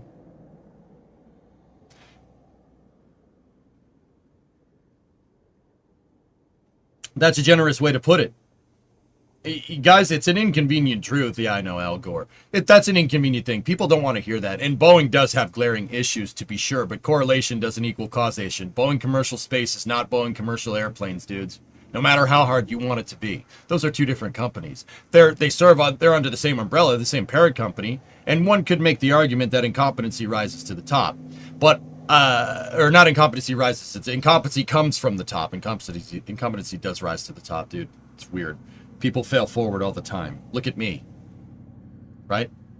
Look at the topic we're discussing. This is ridiculous. I'm a moron. I just want to fix my car. You know what I mean? Like, right? But it's true. That's the honest truth, guys. Like, it's not. People don't want to hear that. But Starliner was flat funded. Now, I know what people are going to say. Oh, Dragon was flat funded too. No, it wasn't. It was not flat funded. Dragon 2 was flat funded. But that's because Dragon 1 already existed. Commercial Orbital Transport Services. Now, Commercial Orbital Transport Services is firm fixed price, to be fair. There's no cost plus development for any of SpaceX's spacecraft that are contracted from NASA, as far as I can tell. However, what do we know from SLS for firm fixed pricing over time? If you flat fund the program, all you're doing is just pushing all the goals that should happen all at once from bumping the funding. You're pushing that down the road. That's what happened. And that's a good idea to do with public-private partnerships because you can slow roll a commercial contractor into a really, really good position where you can really, really pay dividends down the road for having them launch all your scientific payloads into space. Does that make sense? What I'm trying to tell you is that Starliner was flat funded basically since, Commercial Crew came about like 2015, I think. It's been flat funded since. Now, so is Dragon, to be absolutely fair. But Dragon has been Dragon has been getting a constant stream of funding and slow rolling its operational capability basically since 2008, since it got on the books with the Commercial Orbital Transportation Systems contract that actually saved SpaceX back in the day. Boeing tried to shoehorn 20 years, well, not 20 years, it was 10 years of Dragon development at the time, because they had been from 2008 to about 2015. So that was 7 years. 7 years. They tried to do that cold turkey. That's why Starliner is not working. Because if you firm fixed fund things, right? If you do that, you could be sure to kick your deadlines down the road, which is exactly what's going on with Starliner. Teething problems. It happens with every spacecraft. The only mistake that we make is not anticipating that these happen. Somebody at NASA thought it'd be a smart idea to take Boeing, a company that has never engineered a capsule, has no experience with on-orbit spaceflight capability other than a couple of satellite buses from companies that they frankly procured, and operating space vehicles that from companies that they also procured. Just because you're an auto mechanic and you drive a car around doesn't mean you can engineer one. Look at, case in point, look at what I'm doing in the garage, right? Just because Boeing operated commercial spacecraft because they were from the companies that they procured doesn't mean they're good at making one. Boeing's good at making stages. Look at the SLS core stage. Performed flawlessly on its first attempt. Just saying. But it was also flat funded, so it took a lot longer. Starliner is going to take a lot longer because Boeing's never made a spacecraft before. North American made all our spacecraft, and Rockwell by proxy later. Boeing never made a spacecraft before. So if you take that number and you extrapolate it, compare it to SpaceX, operational missions should be happening soon with Starliner. The problem is that the thing it was designed to get to might not be there. This really comes from somebody really not doing their homework with commercial crew. Now, the thing is that, commercial crew was kind of inevitable. You know why? Because we pulled the plug on the program, the public program that was supposed to supplement it. They said, don't put all your eggs in one basket, right, after Challenger.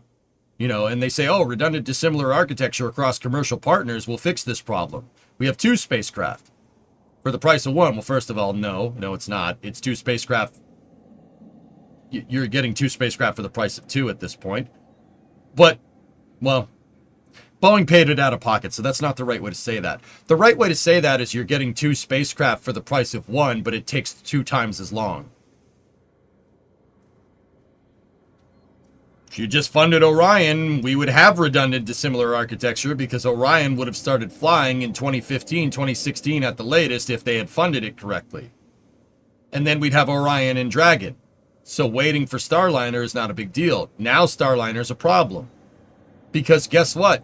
No Starliner, you're back to non-redundant dissimilar architecture. Only way for Americans to get to the space station from American soil at this point is Dragon, and I don't see that changing for the foreseeable future. Does that make sense? SpaceX isn't dependent on contracts or funding. It's got private investors that can give money up front with a promise that reliable income to pay them back. Then there's the high likelihood that if we look into actual cost of Falcon 9 operations, it's much lower than what they charge per contract for it. Of course, Aquilix. Yeah, absolutely. Did Starliner re-enter okay? As far as we can tell, Kirok, sure.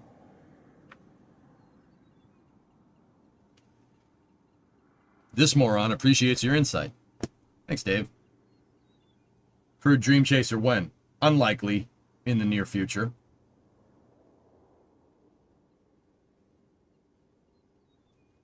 Guys, once again, you can look at me like I'm nuts, but fixed pricing Starliner's development timeline, a fixed price development timeline, if you do a firm fixed price, it's a really good thing to do if you're doing things for the long term. Because if you don't pay up front, guess what? The cost is always going to cost. You want to engineer a car, you're looking at a certain bottom dollar amount, minimum bottom dollar amount for engineering a damn automobile. If you want to build a rocket or a spacecraft, there's always a minimum amount of money that you got to put in. If you try to circumvent this process and you try to save some money, well, guess what? Your timeline goes that way. The more you try to skimp, the longer it's going to take, because every spacecraft has teething problems. It's just going to take longer. It's better to just fund things up front on a developmental scale. And then once you're into operations, you move into firm fixed price procurement. That's the right way to save money here. But we don't do that. Fixed pricing the development of a vehicle is really stupid. That's a really bad idea. Anyone could tell you that. Anybody that knows anything about rockets could tell you that, but sometimes I wonder nowadays, with the people that are in control of the purse strings, I don't think they understand this.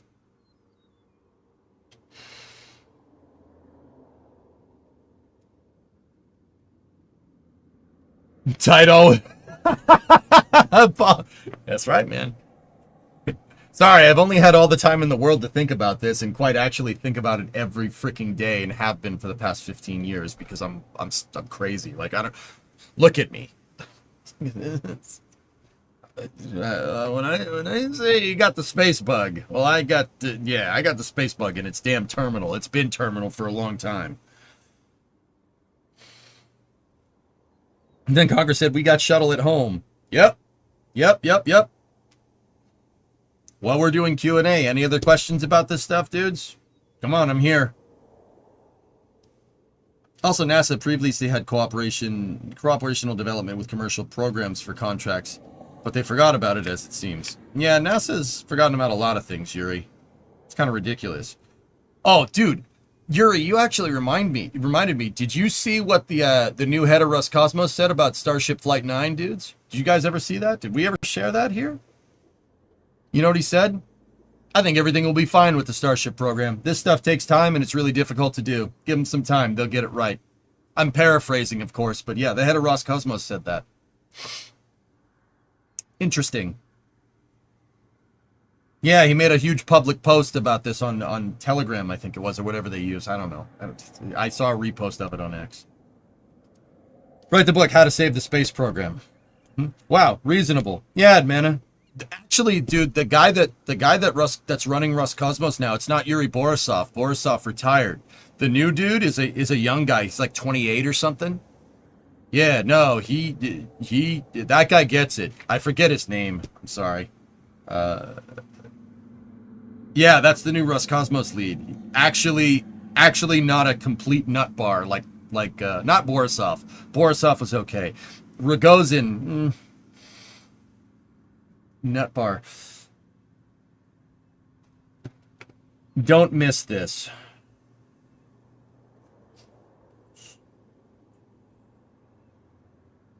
Don't miss what?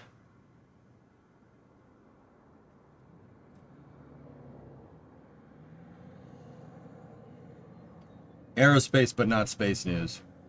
Auto Aviation's Phantom 3500 aims to massively disrupt the private jet market. Cool. I'll read more about that later. Dmitry Bakanov. That's his name. Yes, that's him. The main problem is that people who control the money are really looking to put money in their pockets and not the space program. Yeah, Shogun, I'm not entirely sure why nobody has come along and said you can do both of these things. Shogun, I'm really failing to get why. Okay, all right. It's very clear that Congress likes spending our money. It's very clear that some like, you know, they like spending our money. It's very obvious. I mean, you needn't look no further than current events in politics to see this. They really like spending our money. They really like doing that. That's fair.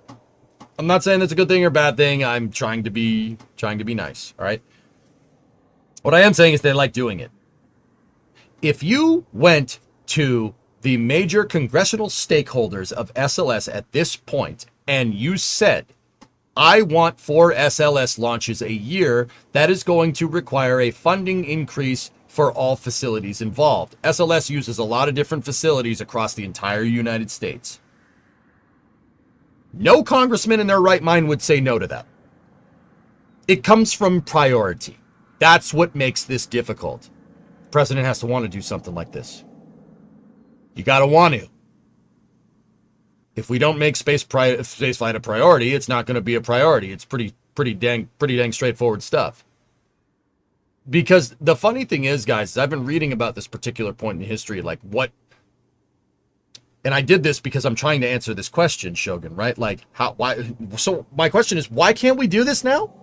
Why can't we do this now? Now, granted, times change, economies change. I get it. I understand that, right? But Congress doesn't seem to care about any of that. Right? So they'll fund a program. We just need to make it a priority. You want to increase GDP, that's a good way to do that. The Apollo program revolutionized our entire aerospace industry in the country for decades.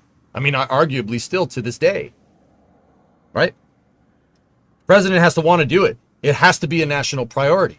So I look back at President Kennedy, like how did you do this? How did you get this funded? And the funny thing is that there were senators that were like, no, that's stupid. That's going to be so expensive. That's dumb. We don't even know how to launch in space. That's really stupid. Why are we doing this?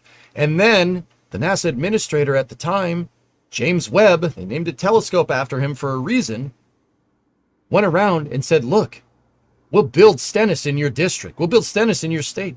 You will have a NASA design center in your state. Your state will be known for smarts. He went to all the people that didn't vote for it to begin with and built NASA facilities there. Texas, Mississippi, Louisiana, Alabama. Alabama already had Army Ballistic Missile Agency. Kennedy Space Center.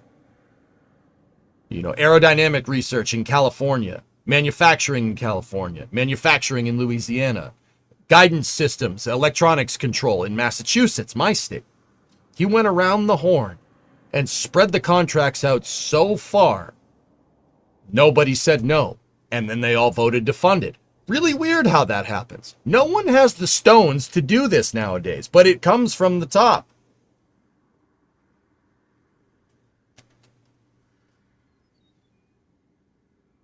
No one has the stones to do it. Why? Well, guess what?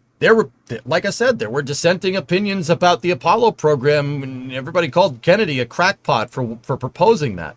But it turned out to be the right move. It's true. And in my mind, the only difference, like our political system has not changed much in terms of framework since then. The only thing here is the risk that's involved here. It's the political risk. And that risk aversion is at odds with political expediency. So I don't want to do this because it could potentially fail. And if it fails, I'm screwed. Which is fair, but I mean, we could get into a whole argument about risk aversion in the space program and how that actually ends up getting more people killed, even from a political standpoint, but that's another story. Here's a question. I know we need NASA and we need something like it, but what if you flip the concept on the head and manage to rewrite how NASA works and what they're allowed to do, like being able to accept donations? That could be nice if NASA could accept venture capitalism. That would be pretty cool. But having them be taxpayer funded means they're not beholden to stakeholders in venture capitalism. VCs fund NASA. It would have to be donations. And that means NASA would have to be a charity. Do you want to give more money to the government? I mean, maybe. Some people do. Yeah, I would if I knew it was going to go towards NASA. Sure, of course. War bonds, that's another story. Dude, if we could buy bonds for NASA, I'd do that. Yeah, absolutely. A lot of people would. So that's the story of Stennis in your state. You mentioned in the past that NASA needs to catch up with SpaceX. Serious question. Is it even possible at this point? It's always possible. It's possible right now. Lord Gugu, you got to want to. That's my entire thing. You got to want to. Nobody wants to. Nobody wants to fix any of the problems. We want to circumvent the problems because why solve things when you could, just get a quick W? Not many geniuses want to work at NASA anymore, and that is inherently the problem. Public-private partnerships only work when NASA is strong and healthy. A NASA that's completely beholden to private space programs to go anywhere in the solar system is not going to get you anywhere.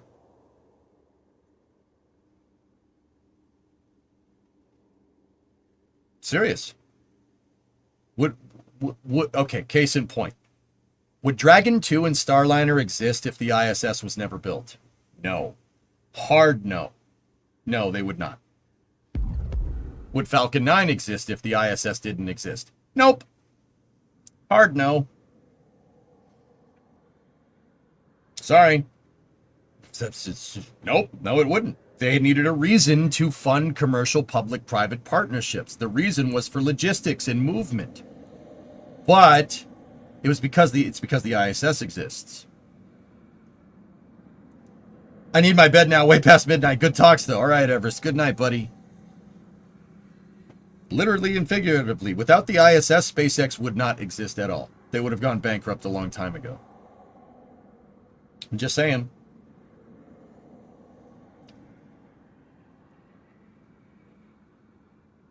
That's a good call, man. I mean, the specific context was NASA, but yeah, of course, that's good. The risk is losing power, and they don't want to lose power. Yep. Yep. We need to change how it operates. Make it more like Roscosmos.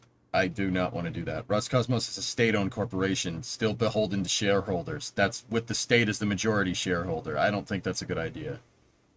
I mean, maybe. I wouldn't do it fully, Aqualex, because you're not building redundancy into your space program at that point. But I'll finish what you're reading. Like USPS or Amtrak. Maybe you can only save them around. His job is. It stands mostly government. There's no incentive to saving money because it's just less money next year. Yep. Yeah, I mean, I guess I understand. I'm not sure if that's the prescription to this sickness, dude. Without SpaceX, no Starlink, and more importantly, EJ, we would not be able to say supersonic retro propulsion. That's the most important part, David. NASA needs to spend the money to build out these facilities that the commercial contractors can go to and from. I.e., NASA needs its own rocket to be able to build its own moon base that Starship can go and drop supplies off at, or Blue with SLD. Without these things, there's no expediency to get any of this done. Other than a deadline, but when's Artemis 3 supposed to happen? Frick all if we know, it was supposed to be 2024, and then we decided no. And look at that. The second we postponed the program, the deadline became blurry, and now we're not seeing any... Like, have we seen any progress with HLS? I mean, SpaceX is probably working on it, but... I mean, they got to get the thing to get into space first. That's kind of... Or get into orbit first. That's kind of important. I mean, SpaceX is the only one that understands the expediency in this regard, because Elon is hell-bent on seeing the surface of Mars before he dies. Which is fine. That's fine. I love SpaceX. I'm not saying anything bad. But I will say that in terms of commercialization, they're an anomaly.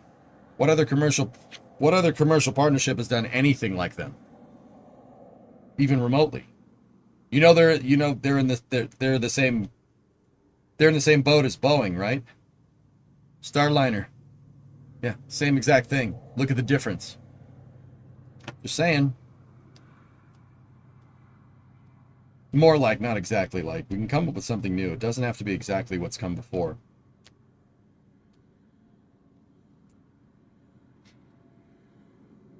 Yeah, but Oculus, my whole idea of giving NASA more money stems from achieving parity with commercial partners. Your VC is going to go to commercial partners, right?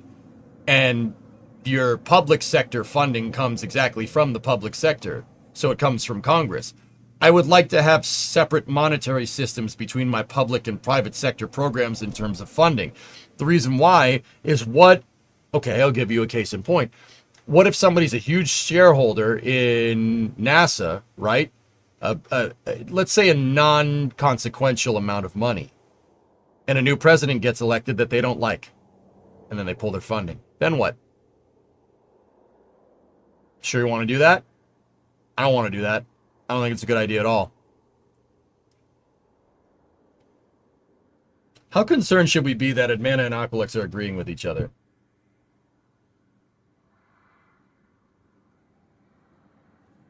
I don't think you should be concerned at all. SpaceX is unique because their business goal isn't to make money, it's to get to Mars, which is ironically what NASA should be, Bill, but yet we are citing cost here per launch as a incriminating thing for why NASA doesn't work. That's weird. Strange. Anyway, weird to have a company that with the express goal that isn't just making money. That's the whole reason why NASA should exist. SpaceX is doing NASA's job.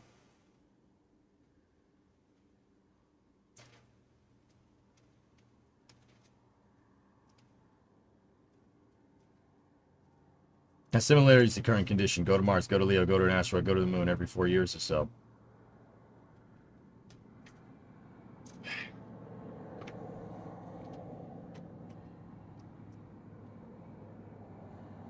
Nova, what are you saying? How concerned should you be if you, Nova, were the reason that Rook is out? Also, I caused the Flight 9 booster to fail. I would kick you right in the scrotum in Minecraft.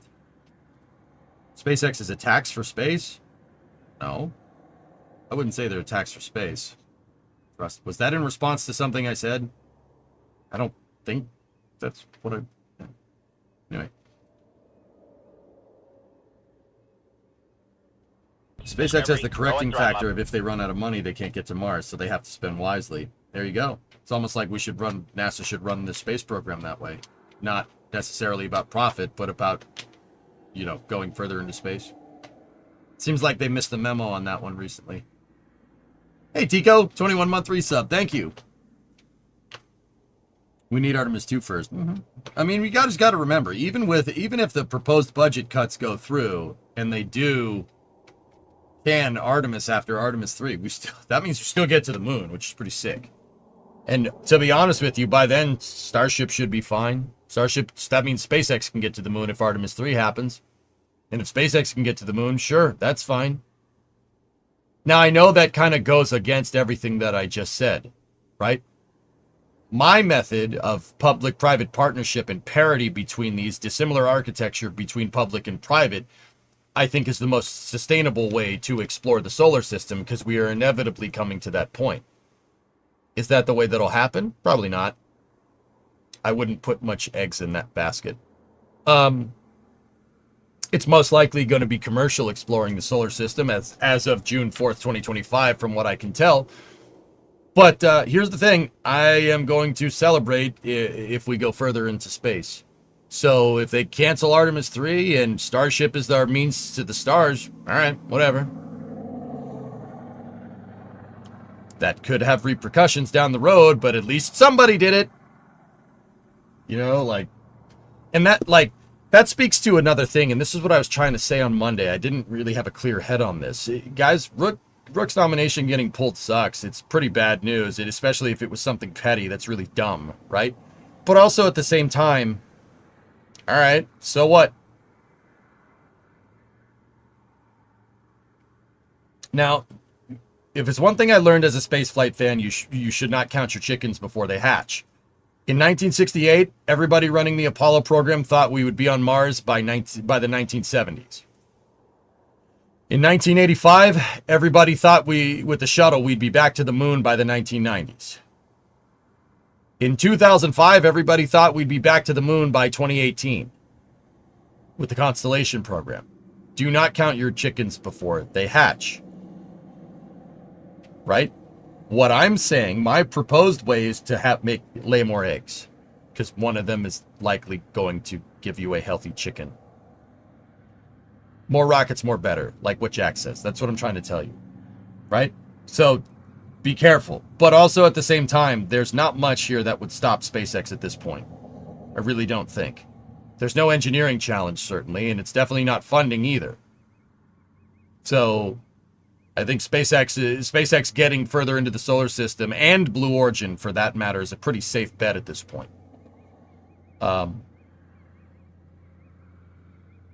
It would be really nice if NASA would go with them as well. Just saying.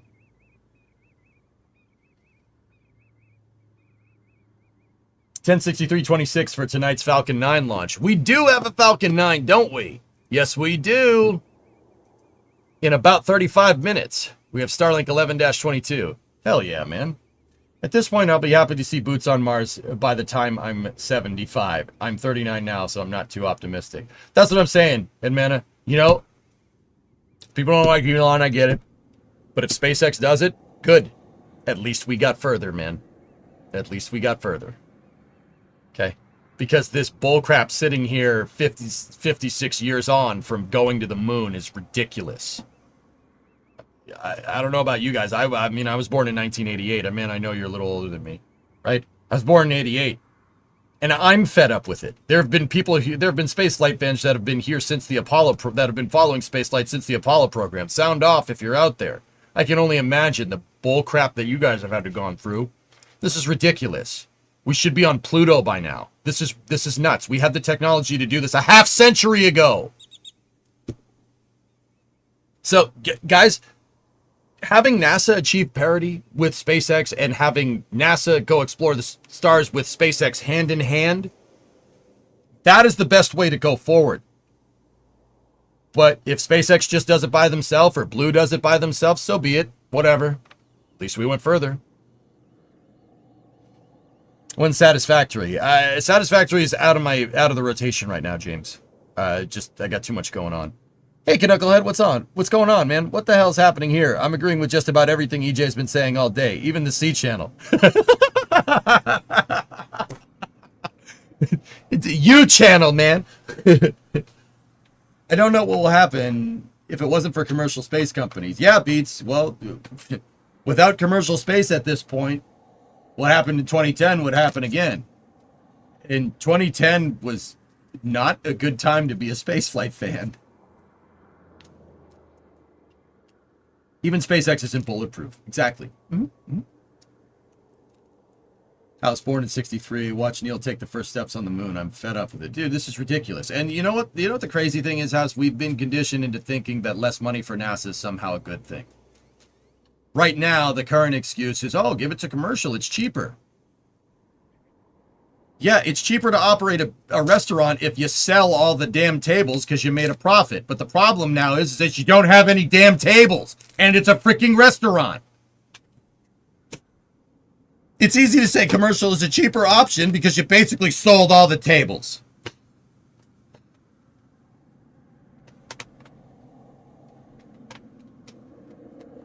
Yeah, Websy, born in 75, still waiting. With SpaceX's rapid iteration cycles, is there limitations in the learning process due to early in-flight issues? Could SpaceX accelerate development by adopting a more incremental approach? Yes and no, Rockets. Their incremental approach is coming in the form of the V3 booster. I think that SpaceX is increasing flight rate right now because they want to get rid of Block 2 designs because Block 2s are pieces of junk. And SpaceX doesn't want to admit that, but they are. Raptor 2 sucks. The Block 2 ship is terrible. The Block 1/Block 2 booster is okay, but it's not... I wouldn't say it's very reflyable at this point. What's my understanding for that? Do I have some insider information? No. SpaceX chose to redesign it with the whole, Pad B thing. That tells me that the Block 1 booster design, despite being awesome and the first boosters to be caught, is not adequate for SpaceX's stakeholder expectations of launching every couple of hours, right?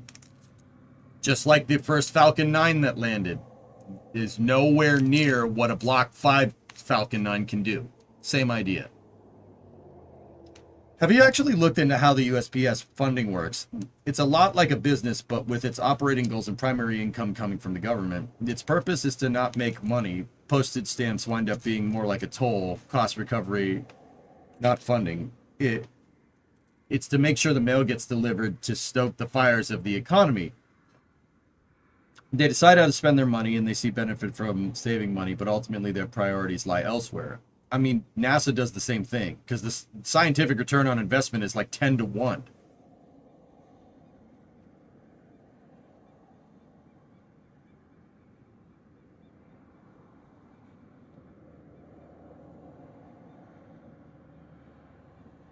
(2010) People still feeling the 2007 economic downturn.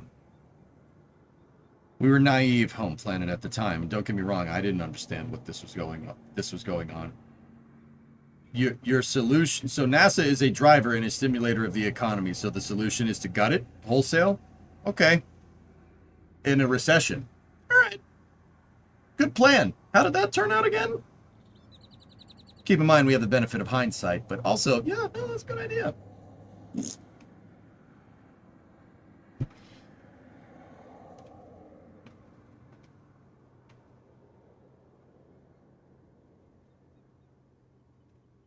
SpaceX is already doing great incremental development, best that can be hoped for with such a complex system. Yeah, that's the dirty secret, Rocket Guy. The incremental fix for all these problems that they're having is V3. That's coming in a couple of months.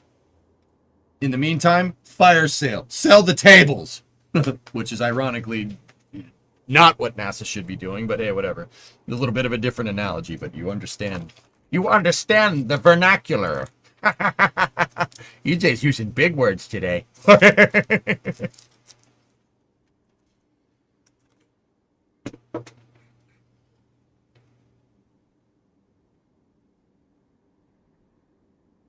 Yeah, of course, excessive. NASA is not designed to make a profit.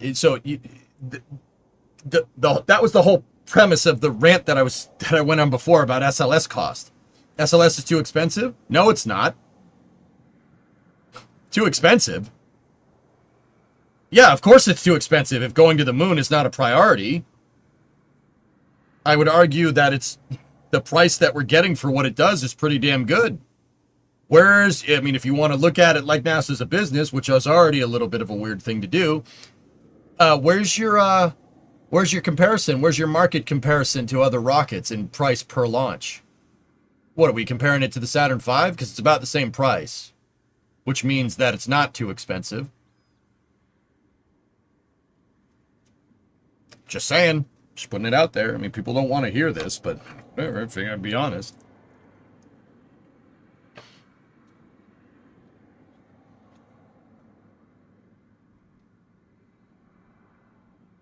Agreed, but the people in charge don't see it in that light. That is where the shift needs to happen. Yeah, that's part of the problem, sure.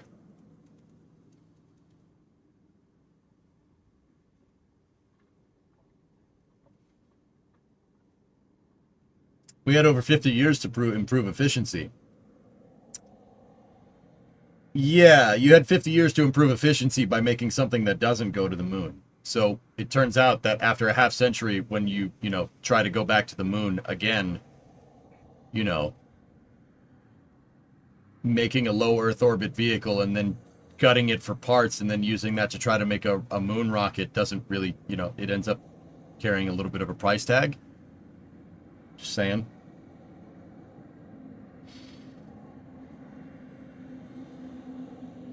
I mean, I don't know, I'm just putting it out there.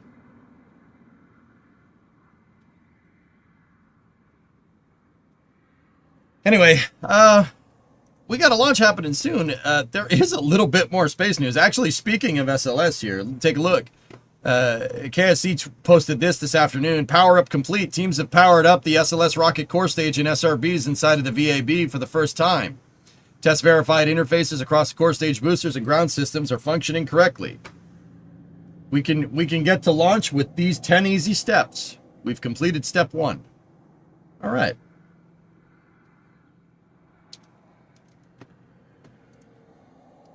What do you think NASA could do if they were allowed to start from scratch and spend as much as the Saturn V? Nuclear propulsion, humans on Titan?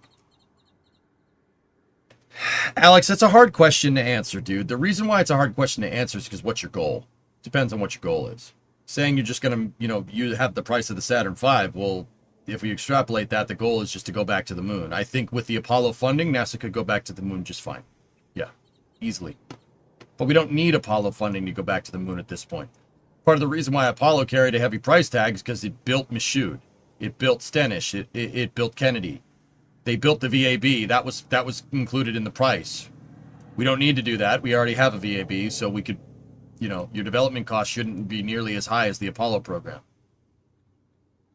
With the same amount of money adjusted for inflation, though, as to the Apollo program, NASA could build a base on the moon. They should just do what they should just do. Just pick up where they left off with the Apollo program.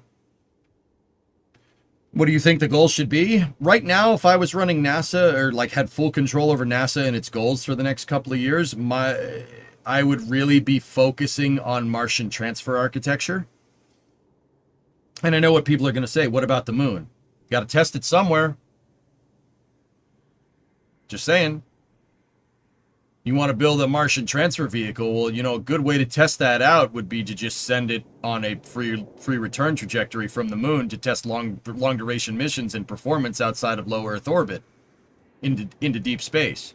Heck, you could even park a transfer vehicle in a rectilinear halo orbit and then use it as a staging platform for exploring the moon with prototype Mars ascent and descent vehicles. To get down to the surface of Mars from low Martian orbit costs a very similar amount of delta V as it does to get to the moon. So, i.e., if you can land on Mars, if you can land on the moon, it's probably a good test ground for trying to land something on Mars.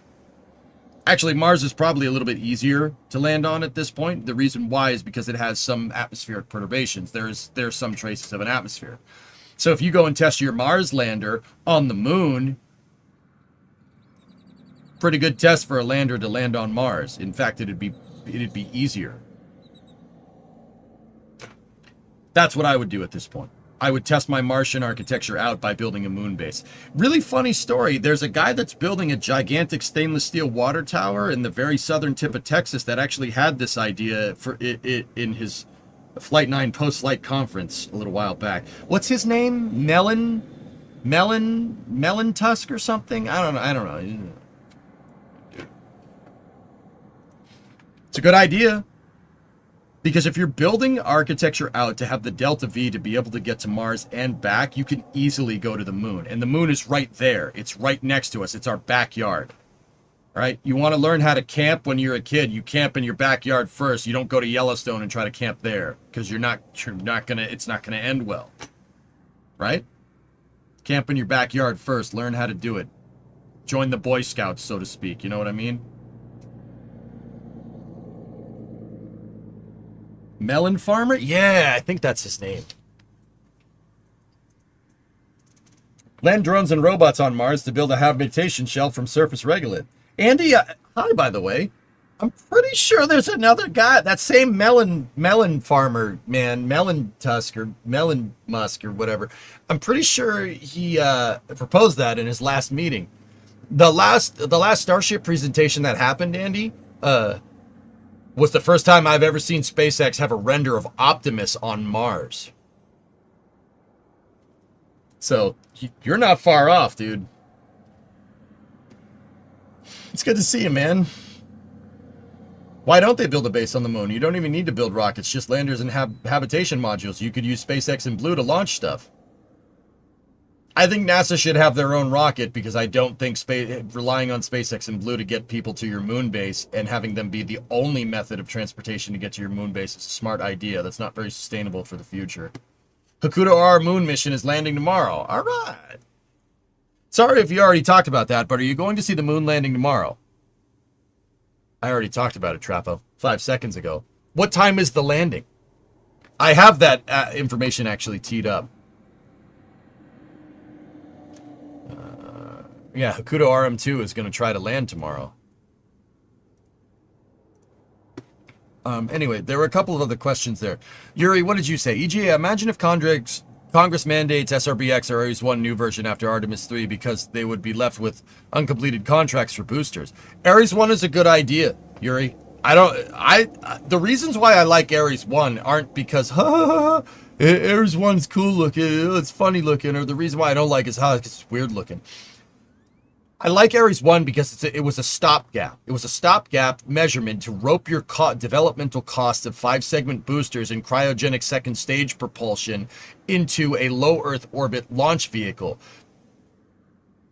Guys, remember how... So, Yuri, listen to this. Do you remember how funding goes in... It goes up and it goes down. And funding is done on a bell curve. All right? Do you know how Constellation was supposed to go? And this is part of the reason why I like Mike Griffin so much. All right, so let's open up the graph. You have time over here, and you have dollars here. So, take a look at this. Here's how Constellation was supposed to work, okay? Orion funding. Okay, Orion funding goes here, and then it starts going down. Ares 1 funding, right here. And then it starts to go down. And then by the time Orion goes past its operational readiness review, you hit ORR with Ares 1 funding right there. Ares 1 funds the 5-segment SRB.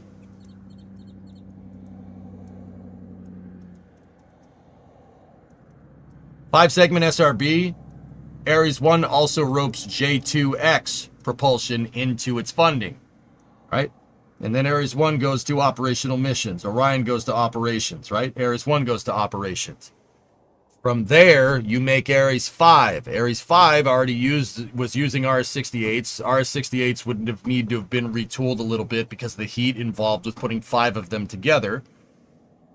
So your development costs go here for Ares 5. And maybe it costs a little bit more. But then it goes back down. Right? Maybe it bumps a little bit more. Right? Okay, no big deal. And then you got to fund the Altair lander to get back to the moon. Altair lander probably doesn't cost that much, but its funding curve would be in here like this. Do you see the pattern here? The idea is that you stage, ironically, it's a weird choice of words, you stage your development costs. That's what Constellation was supposed to do. And that's why Constellation is a good idea. That's why I like Ares 1. Because if you figure out how Ares 1 flies, well, when you go to make Ares 5 fly, the SRBs are already figured out and tested with flight data, and your J2X is already tested with flight data. So when you go to make the upper stage for Ares 5, your propulsion is already figured out. You can retire a lot of risk, and you can retire a lot of funding and time for your super heavy launch vehicle, which, as we know, are supposed to be up here somewhere. That's why I like Ares 1, and that's why Constellation is a good idea. That's why also I like Mike Griffin, because he's the one that came up with that.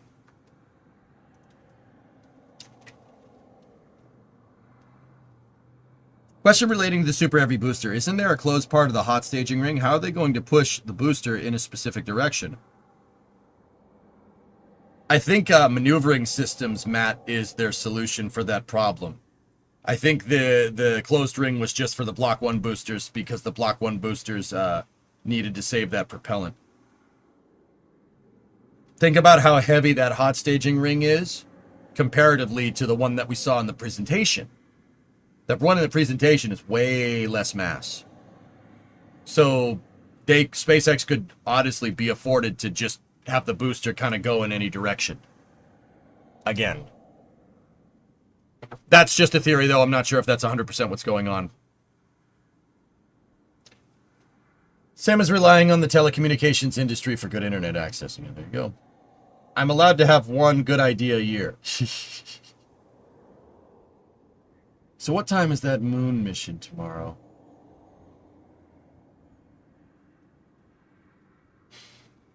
Constellation tried to do for Ares 5 what ULA did moving from Atlas to Vulcan, incremental testing.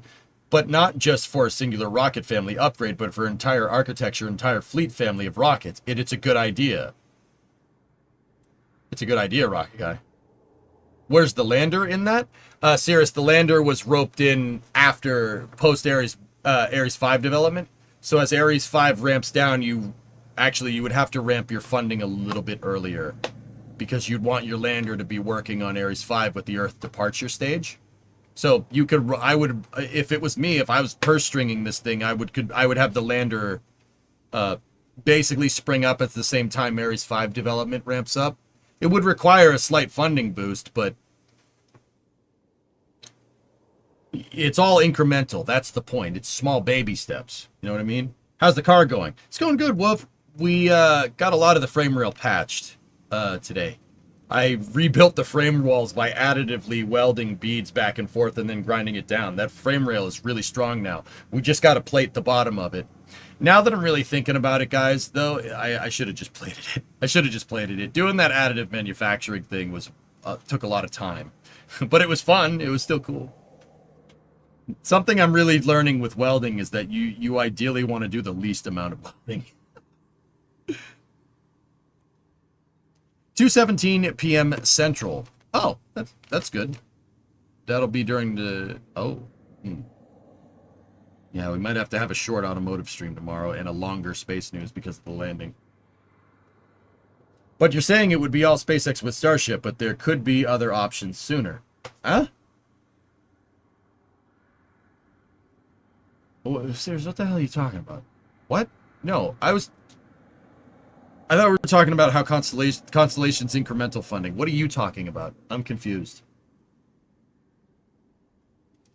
What are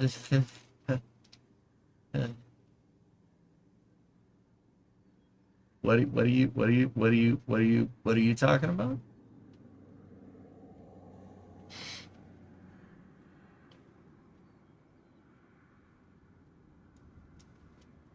I'm sorry, I'm bouncing around like between 20 different conversations.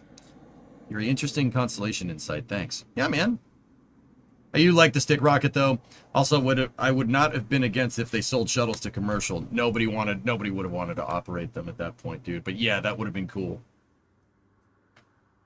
They're going to make the ship's ignition sequence do it, they said in the stream. That's what they're doing, Fish. Yeah, that's right. That's right. Well, got to talk to a few friends of mine that are going to college with me. Got 4 on board for the F1 remake project. Manufacturing is going to be the biggest headache. Trey, I love the enthusiasm, dude. I really do. You're not making an F1 engine anytime soon. I'm not saying you couldn't. Nor is this meant to be detracting in any way. Dude, so with rocket science, think about it like this. Build something small first, and then work your way up. Don't try to build an F1 right off the bat. It's going to take a lot of time, and it's going to take a lot of effort, and you're not making any money off of that. You got to put food on the table. Start small first. Trust me on this one. Will you be doing commentary on the Booster 16 static fire? When's that going on?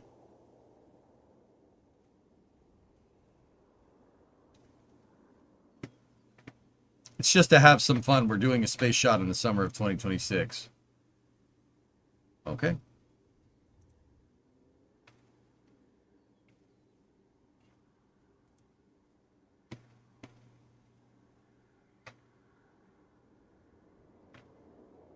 Hot staging was the last minute add-on too. Yep. Did chat die?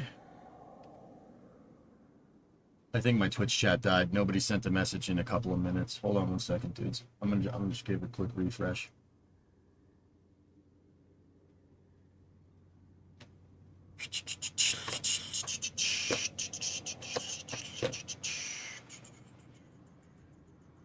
No, we're not dead. Okay, all right, cool. I see it. F1 in a space shot? Does that guy have more than 24 hours in a day? Nah, it's just an optimistic aerospace engineer. Or future aerospace engineer. Don't worry, the optimism will end by the time you get that AE degree. Trey, I'm not trying to say you can't do it. Just go for that space shot, dude. Focus on that. Don't focus on the F1 thing. Rumors of my demise were greatly exaggerated.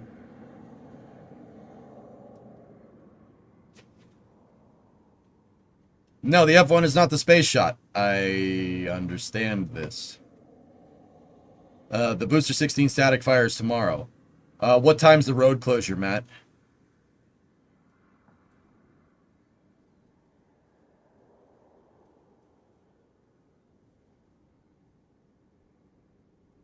Yeah, I said everything that I need to say. That's why I'm just 7 a.m. to 7 p.m.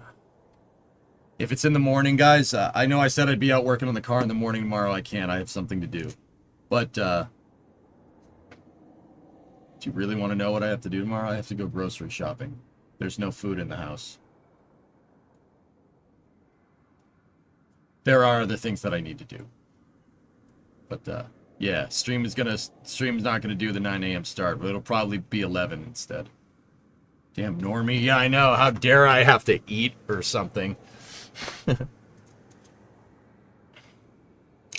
So if that static fire happens between 7 a.m. and 11, I'm kind of boned. EJ didn't submit the budget in time. Darius, what were you talking about, dude? With the landing architecture, we're talking about incremental constellation funding, which I think is a good idea. I'm not sure what you were talking about in that regard.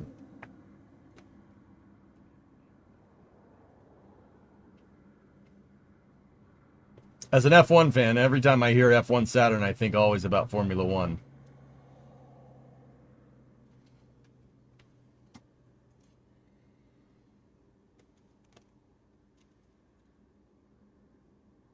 Wouldn't you rather just be able to plug in like an Optimus bot? No. No? If anything, Aqualex, I would really like to have a longer day. I find myself going to bed sometimes, and this might be because, you know, like, I'm not going to sugarcoat it. My job's pretty cool. I like my job a lot. My job does require a lot of work. It's a lot of effort. And I do make it harder for myself, like, by choosing to you know, make car content creation on top of space content. Let's just choose two really difficult things to do. All right, cool, sweet. But also at the same time, dude, sometimes I find myself like not being able to sleep because I'm like, dude, I don't want this day to end. This day went really good. I can't wait for tomorrow. This is gonna be sick. You know, like. So in that regard, I would prefer to not sleep. But I already lose a lot of sleep anyway, so it's fine. Saturn V Formula One crossover.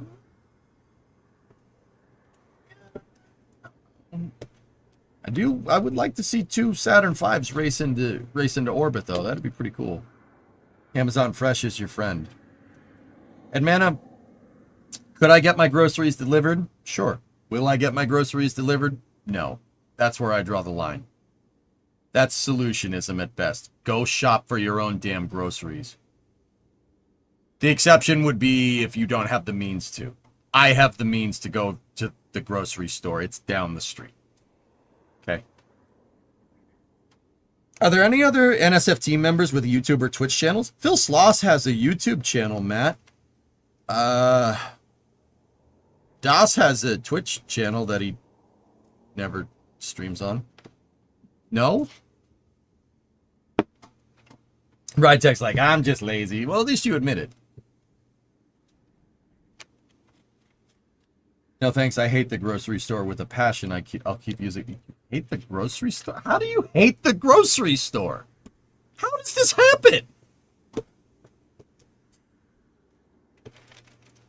Yeah, Yuri, Phil Sloss's YouTube channel is where I get all my Artemis news. I dislike people. Shop in the morning. No one's there. That's when I do my shopping. I use the self-checkout on anything. I don't talk to anybody. Full of Karens and more. You guys just ain't using the grocery store at the right time. Dude, I'm telling you. You go shopping at 8 in the morning. I'm serious. Go shopping before you go to work. People are going to look. You guys are I can see it through the computer. You guys are looking like, okay. Go shopping before you go to work if you have the means. The only people that are there are little old ladies, and they're super nice. No Karens. That's when I do my grocery shopping. Going grocery shopping at 5 p.m. is quite literally insane. What's wrong with you? I'm not going to lie. You're doing something wrong.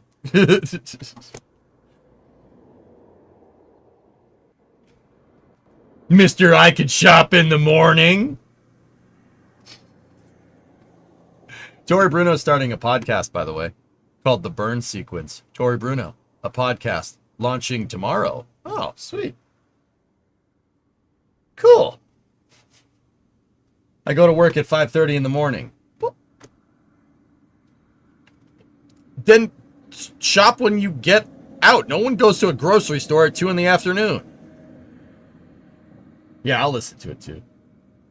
SpaceX is live. Stop yelling at me.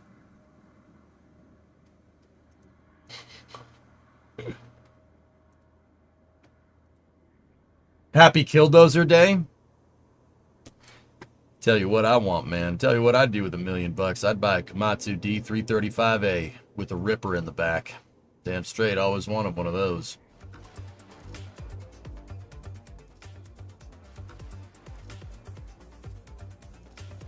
And concrete? I already own the muffler shop.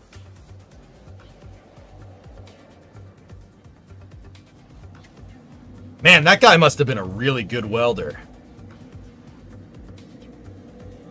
Gone too soon, dudes. SpaceX is live? Oh, yeah? Caterpillar's better than Komatsu? Man, generally I agree. But Komatsu D335As are pretty... That's a pretty good bulldozer. Whoever said Caterpillar is better, they lied. Oh, here we go. Guess what, guys? It's time for lunch. No, launch. I mean, guitars, if someone's going to offer me a D335A, I'm not going to say no. Let me put it to you like that. What type of welder do I use? I have a Lincoln 180i. Ninja Goddamn, I'm from San Bernardino. Right now, I wonder if I'll see it. I guess I'll let you all know. Strongback retract has started. Have I seen the second stage UI? Does that answer your question, what I typed into YouTube chat, Yuri?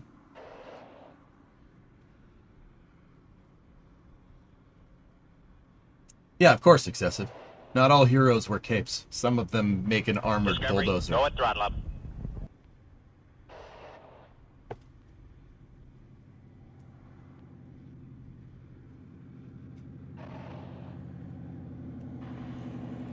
Have you watched For All Mankind, and if so, what's your favorite vehicle from the show? I just think it's cool that Sea Dragon exists, Matt, but I don't like For All Mankind.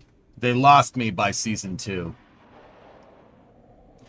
The whole premise of the show was an alternative history where the Apollo program doesn't exist. Where the Apollo program doesn't get canceled and it keeps going.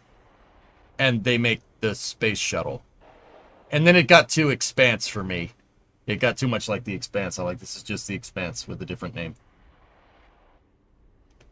Out of all the alternative history that you could think of, the shuttle is what you came up with? The shuttle explicitly exists because the Saturn V got canceled. There is no way that the space shuttle flies if you don't cancel the Apollo program. So it started to get a little too sci-fi for my taste, but it's still a good show. Stage 1 LOX load is complete. Nice, Jeff. That's awesome. Your coworkers don't understand why it's so funny. That's a shame. Would you just look at that? You can see it. Yeah, that's about all you can see.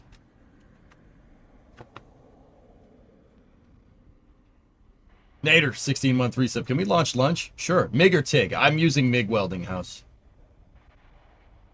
There's the bumper sticker, Cyborg. That's awesome. Notes that EJ hates a nuclear-powered shuttle. Once again, Admana, a nuclear-powered SSTO shuttle that goes to the moon is the best that you could come up with?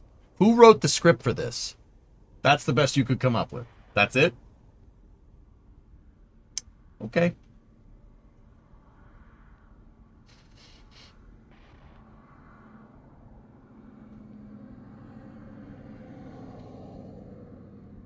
So let's just come up with this ship that's, like, impossible, that just defies physics. That's it? That's it? That's the best you could do? What kind of nuclear engine did you make? Oh, yeah, the one that's made up. Stage 2 LOX load is complete. That, like, Admana, that's all I'm saying. For All Mankind's a good show. It's a good show, right? But also, at the same time, that's the best you could come up with? You have a blank slate? And basically the Apollo Applications Program to literally show you the blueprint of how awesome this show could be. The Apollo Applications Program, all the cool stuff that came with it, and you chose to make a shuttle. It's wrong! Falcon 9 time. It's wrong! It's wrong! Man, bathroom! I feel very strongly about this. I don't know if you knew. T-minus 1 minute, Falcon 9's going into... Falcon startup? 9 is in startup. I just said that. Okay, so the booster flying tonight... Sorry, guys. The booster flying tonight is Booster 1063 on its 26th flight, 37-day turnaround. It's going to land out on, of course, I Still Love You. Go for launch. SpaceX's autonomous spaceport drone ship. Launch director reports go. This is the 68th mission for SpaceX this year, and the 502nd mission for SpaceX total. T-minus 3 seconds. Pad they're using tonight is Slick 4E, Space Launch Complex 4E at Vandenberg Space Force Base.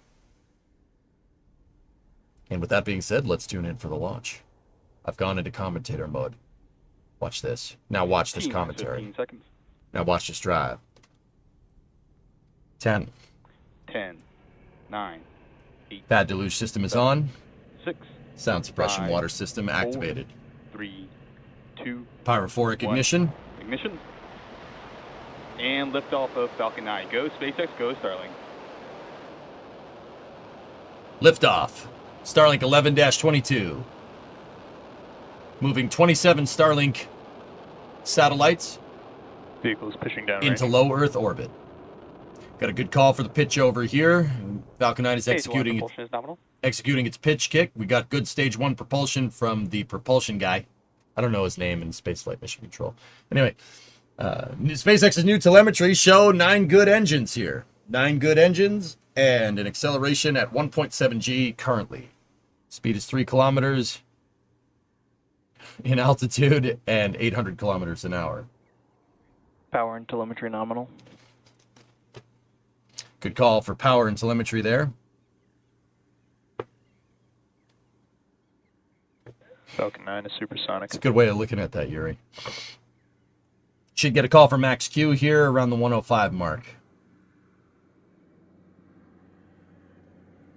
Or the 108. Max Q. Whatever. Close enough. Acceleration past 2 Gs. 1 minute, 16 seconds into the flight. Falcon 9 traveling at 2,000 kilometers an hour, 15 kilometers in altitude. What is max Q?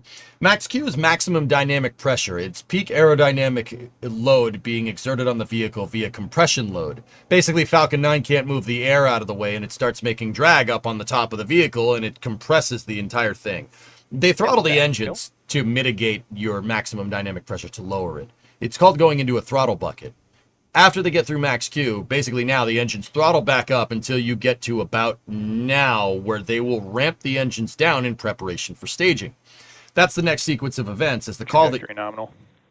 Trajectory is good. The call you just heard right there was Merlin vacuum chilling. Basically, they're priming the second stage engine and making sure that it's thermally conditioned, particularly its pumps and turbine machinery, in preparation for the next sequence of events here. In another 20 seconds, you're going to see the first stage engines shut down. The 9 engines in the first stage will shut down, and the singular engine in the second stage, after main engine cutoff and separation, will ignite. Very quick sequence of events that will be happening here in the next 5 seconds. Also, there's main engine cutoff. Stage separation. Separation confirmed. Vent lines releasing. The bleed lines releasing from the Merlin vacuum. We got a good upper And stage back ignition there. White dot. Where's the white dot? Let me see your white dots. Thank you. Thank you. Good upper stage ignition on your second stage here. Good trajectory. T plus 2 minutes, 55 seconds into the flight. Second stage is now traveling at 8,000 kilometers an hour. We're at an altitude of 88 kilometers. Separation confirmed. Good fairing separation. Aerodynamic shell exposing the satellites to the vacuum of space.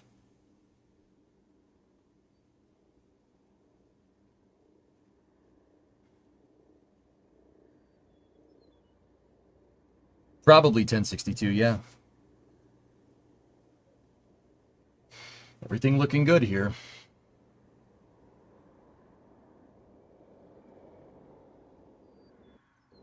Three minutes, 30 seconds into the flight. Second stage, 8,700 kilometers an hour at 112 kilometers in altitude. First stage, coasting to its apogee, or highest point in its arc here. Currently traveling at 7,100 kilometers an hour, decelerating to apogee. Altitude increasing at 111 kilometers currently.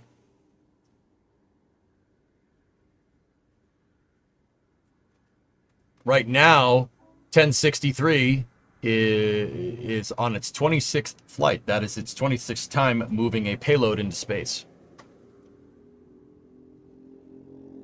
Nice, Wizard. There you go.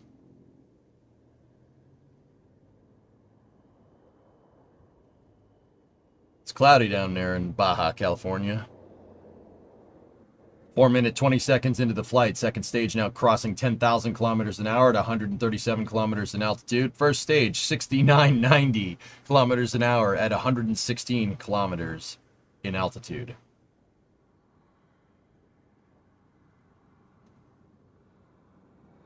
Do I think they'll test new grid fins on a Falcon? Nah, Falcon 9 grid fin design is pretty much locked. Nice. Nice. Magic number that we're looking for on the stage here is about 27,300 at 100. Nominal trajectory. Actually, I'm not sure what the apogee would be for this type of mission. We're looking for 27.3 here, guys. Unless it's going to a higher shell. It's somewhere north of 27,000 kilometers an hour. Now, if you look over there, 5 minutes, 6 seconds into the flight, first stage altitude is going down, speed is increasing. The first stage has gone past the highest point of its ballistic arc, so it's past its apogee on a suborbital trajectory, meaning it's not orbital, it's going to come back down, and it passed the highest point. Now you start accelerating. But if you notice here, Falcon 9 will fire its engines to slow down. Now, why does it do that? Why does it do that? It fires the engines to actually push the reentry heating that's encountered from falling back down into the atmosphere away. It's called supersonic retropropulsion. In the next 10 seconds, we will see it happen. 5 minutes. 50 seconds into the flight. Second stage, 13,500 kilometers an hour at 155 kilometers in altitude. First stage, initiating supersonic retropropulsion. 7,700 kilometers an hour, 73 kilometers in altitude. Should get a good engine ignition here. One engine first. Stage 1 entry burn startup. The E9 engine is fired, and then the Stage E1 one and the E5 FTS. engine will ignite. We have 3 engines. 3 good engines for the SSRP. Notice the crazy deceleration that the first stage is encountering here. It's a dynamic heat shield by firing the engines. That's right, Lumbo. Yep. That's it, dude. Stage 1 entry burn shutdown. That's a heat shield. It's to prevent the first stage from burning up in the atmosphere. Look at the speeds. Yep. Okay, 6 minutes, 41 seconds into flight. Second stage, 16,500 kilometers an hour at 153 kilometers in altitude. First stage decelerating very, very fast. 4,900 kilometers an hour, 28 kilometers off the deck.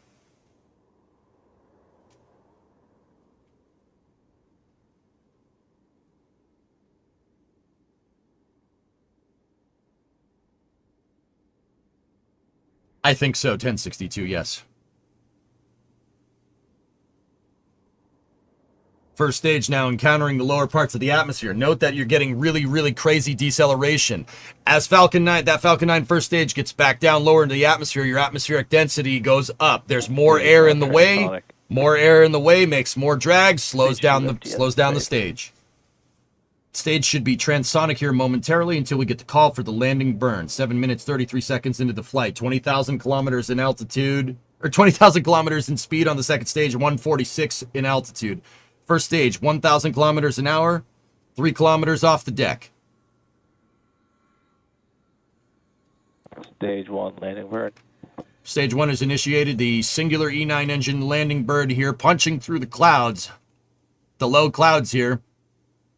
At 3,000 feet, I think, if I did that out Stage right. 2 is entered Drone terminal ship gas. coming into view on the first stage view. Landing leg deploy. Got a good call for landing leg deploy. The singular E9 engine steering that booster right to dead center on Of Course I Still Love You. And Stage 1063 1 landing confirmed. lives to fly another day, completing its 26th flight, landing on Of Course I Still Love You. Second stage here. 25,000 kilometers an hour, 139 kilometers in altitude, 8 minutes, 30 seconds into the flight. Should get a staging call here and then a call for nominal orbit insertion if they don't cut the cast early, because sometimes they do. MVAC shutdown. Okay, there's a good shutdown. 27,319, 139 in altitude. Stage 1, their stage 2 vent down is occurring here. Should get a Nominal call. orbit insertion. Should get a call for nominal orbital insertion. As Falcon 9 goes over the hill with the Baja California Peninsula in the background, cast should fade out.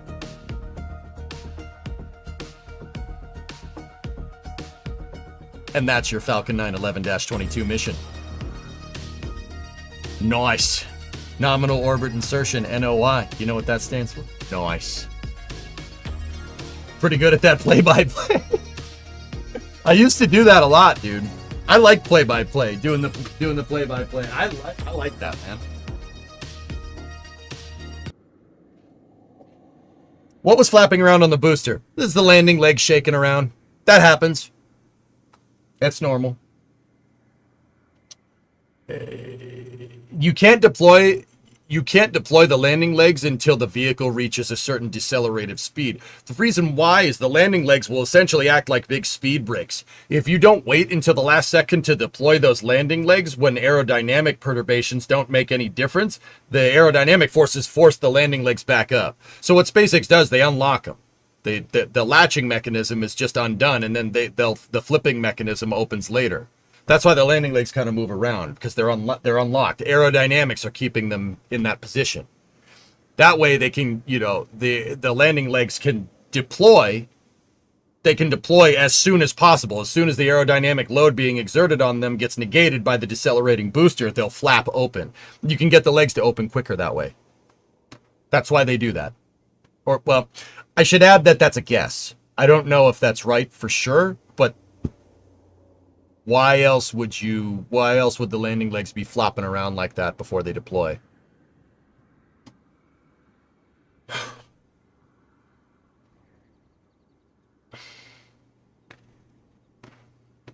Glad to see you're still excited about a Starlink launch. I love this stuff, man. This stuff's never going to get old.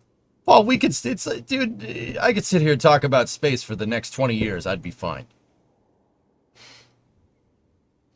This stuff's awesome, man. I always try to cover as many Starlink missions as I can during the day. Like, if there's one launching at 2 in the morning, I try not to screw up my sleep schedule too much, right? But if it coincides with the stream, I will cover it. The reason why is because I try to remind people that what you're seeing on the screen is not normal, even though we basically think it is at this point. That's not normal. Just 5 years ago, a rocket launching every 2 days was a ridiculous thought. Now it just happens. I want to make sure you realize how cool this actually is, you know?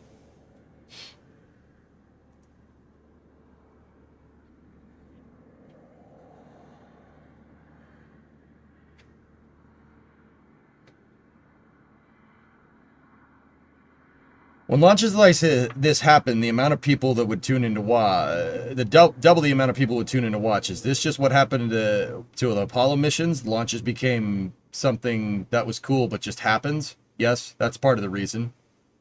Of course.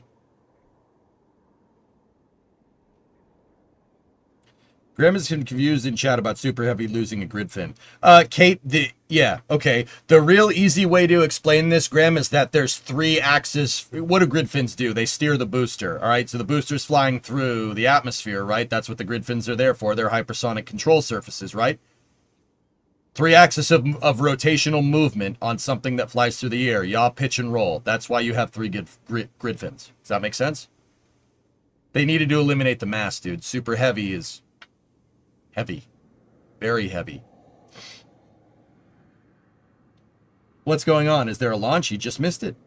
What happened to then? You passed it. Just now. We're at now. No, it's Starlink 11-22 just launched.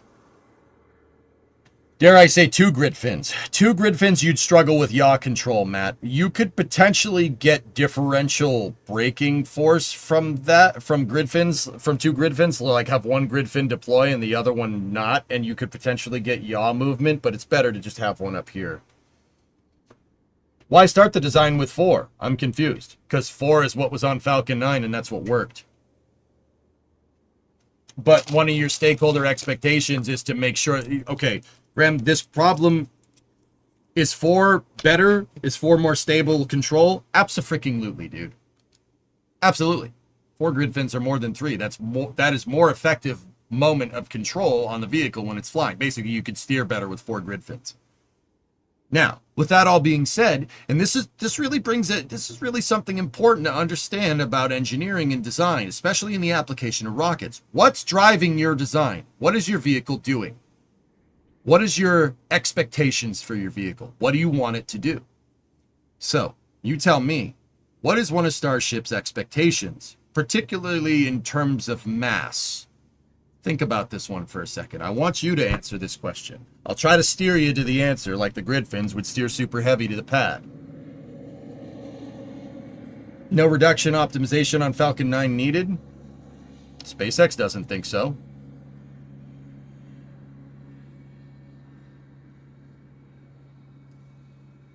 It's more about control surface area and less about 3 versus 4 when it comes to control.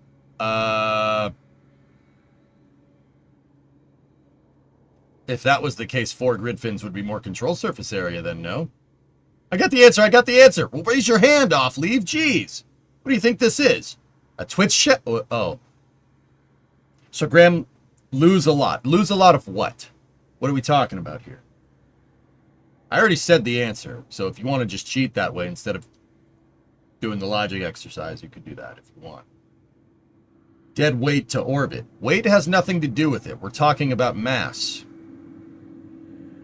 Starship what's SpaceX's expectation for Starship in terms of mass? I'll give you the answer. Mass to orbit. 200 tons. That's what they want to do with Starship. So one of the driving trade-offs here is to sacrifice control movement with your boosters in the name of mass. You try to simplify and add lightness in terms of, it's talk like Colin Chapman, who was not an aerospace engineer. He was a race car designer, but whatever, it doesn't matter. Dry mass. There you go. If you want to achieve 100 tons to orbit, your vehicle, you need a lot of propellant on your vehicle and not a lot of vehicle on your vehicle. Does that make sense? Yeah? The less rocket you have on your rocket and the more fuel you have on your rocket, the more delta V you have. The more delta V you have in terms of a fixed dry mass payload, the better. Right? So say your expectation is that it can move 100, 200 tons into space. Well, you're going to need a lot less rocket on your rocket if you're trying to make something that's made out of stainless steel move that much into space. Right? Hello? Is it pupper time? It's pupper time. We haven't had a pupper time in a while. Oh, Tata! Bye to puppers. Hey, buddy. How you doing? Here, can you come up here? No. Can you do everything but come up here? Yes. The dog doesn't listen to me. Nobody listens to me. I get no respect, I tell you. Tata.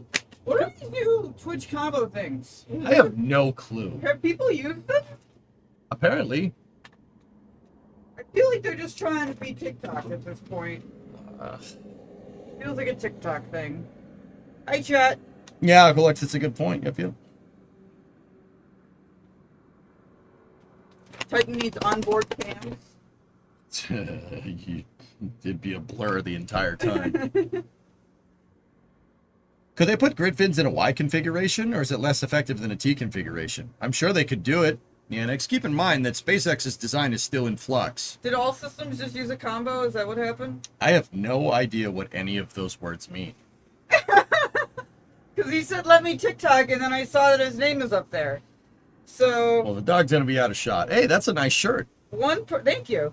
One person contributed $5. Sent 11 hearts from All Systems Go, and then they sent 6 little owl things with 30 bits. Remember, YouTube chat says hi too. Oh, hi, YouTube chat. Such a supportive wife? No, she's not. She can't pick me up. No, I really can't. And here's... Wait. So Spartan with 50... With yeah, two people did 50... So those combos, time. right? What the hell? Sorry.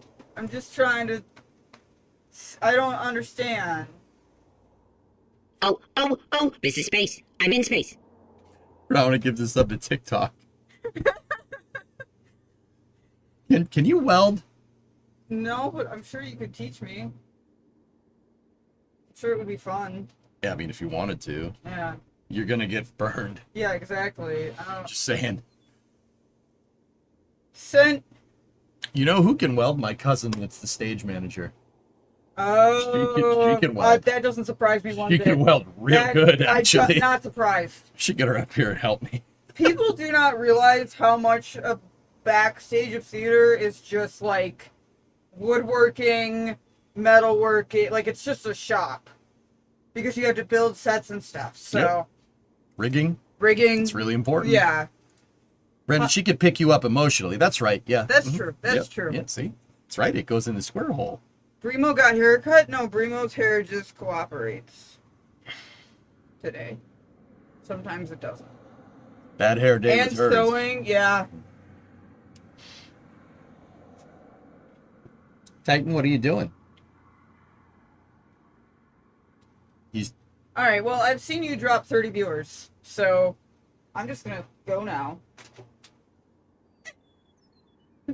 Because clearly Twitch doesn't want me here. Yeah, but... Since I started. But I want you here. She wearing merch? Yes. I am wearing merch. I don't know if these are still on sale or not. Thank you, All Systems. Are these still on sale? Can you click that link, please?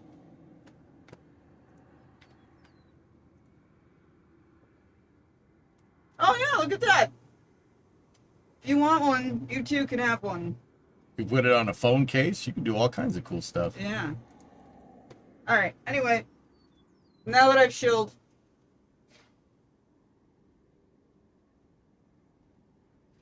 I will talk to you later. All right, Bree. Alright, I love you. Bye, Titan. He doesn't even care. Yeah, he does not care. He's busy right now. Probably saw a bunny or something. Yeah. No, the dog next door. Like, Oh, he saw little Frankie. yeah. Frankie's this little Yeah, dog. he yip that little Frankie, and I was like, alright, we'll leave him. So, Did you go over there? Did yeah, I did for a little bit. you have any beer? No, I didn't. Oh, that's a shame. Sometimes you have beer, sometimes you don't. What? You gotta offer to me. I said, You refused free beer? Could have given it to me. All right, love you. love you. See ya. Could have given it to me.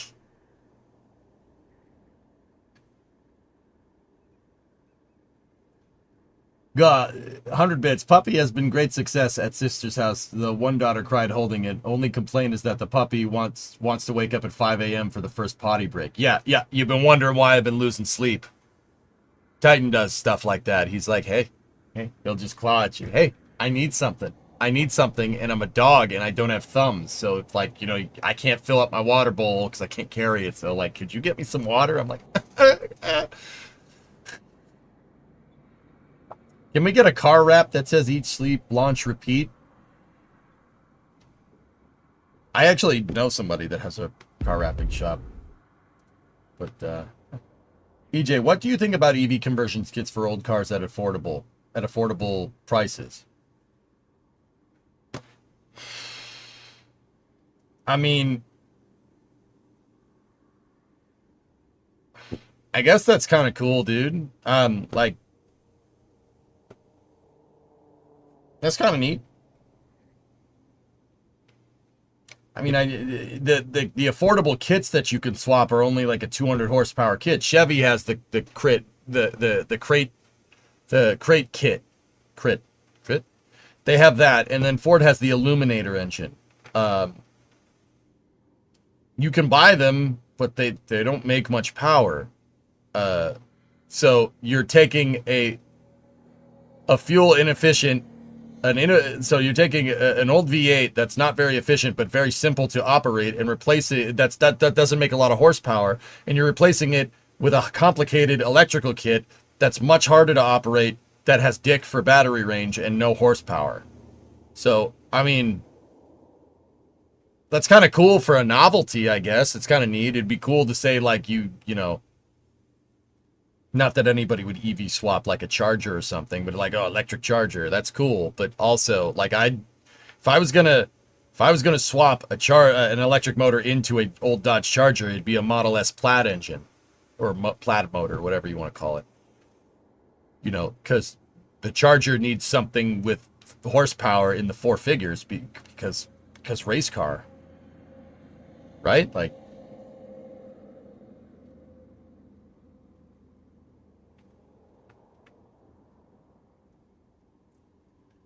So, Ace, I don't have a problem with it. I think that's cool. That's just a lot of work.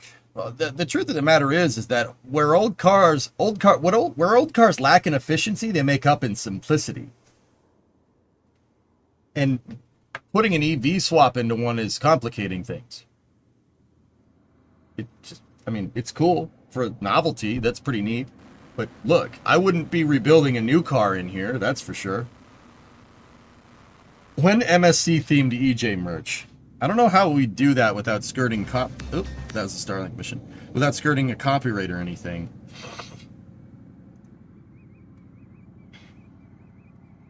Just an FYI, listening to you yap at 2x speed is funny as hell.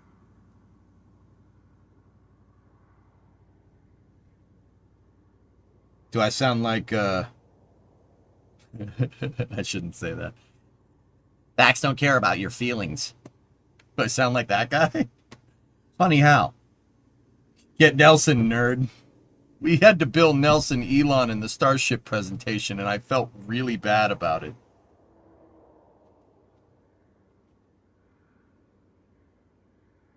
Yeah, that guy, no, yeah. What do you think of Jared's slander on nuclear thermal? I'm sorry?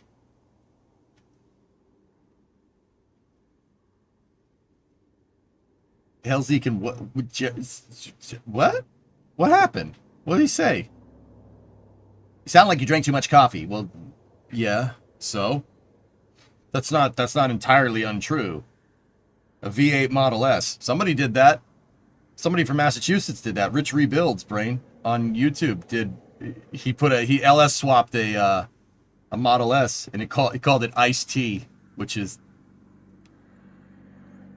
it's pretty good, man.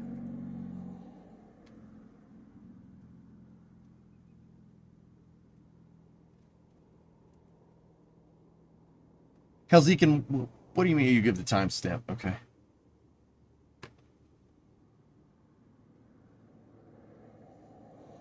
First game of the Stanley Cup Final is today. Yeah, Creation, I don't care who wins. Either team can win. I'd be cool with it, to be honest with you. I don't mind Edmonton. And if Marchand wasn't on the Panthers, I would be rooting for Edmonton fully, but because my boy's on there, I gotta root for them. Though I hate the rest of them. I hate that team so much. They've caused me torment over the last 5 years. Oh, that was on the All In podcast. Okay. 3455. Trump to become the fifth. Okay. What did Brooks say? Any economic or scientific or national security reasons to stay on the moon and put your energy much more towards commercial industry. Look, nuclear thermal propulsion, I'm not a fan of. I like nuclear electric. Nuclear thermal, to test it, you're spewing radioactive debris here on Earth. It's not going to go over well to anyone. And it doesn't really solve your refueling problem. You still need to top it off with hydrogen in space if you want a reusable space plug. So I don't like that either. And it's subscale. It's a program that sits in a lab forever. Like what you need in nuclear electric, I'm passionate on the subject, is you need us to get back to the good old days. Like we went from the atomic bomb in 1945 to laying the keel on the Nautilus in 1951. 5-6 years. We didn't keep it in a lab forever. We said, you know what? We're going to do big, bold things. And that's what we need to be doing with in space when it comes to nuclear.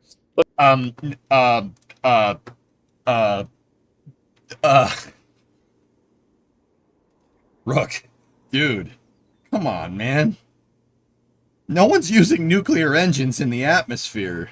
And even if you did, the radioactive isotopes that come out of there have a very short half-life, so it's not going to pollute nothing. Oh my goodness.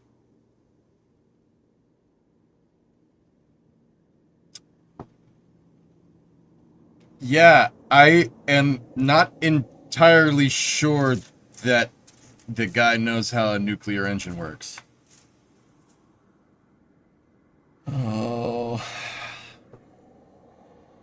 And there's nothing wrong with nuclear electric. That's fine. If you want to do that, that'd be great. But you said you still have to refuel it. Well, you have to refuel nuclear thermal too. You can't just make propulsion with a nuclear reactor. If you're using nuclear electric, right? You need very, very hard to come by inert gas. You need to use a noble gas for a nuclear electric propulsion. You got to use argon or xenon or krypton. If you're going to do that, you'd need a pretty steady supply of that stuff.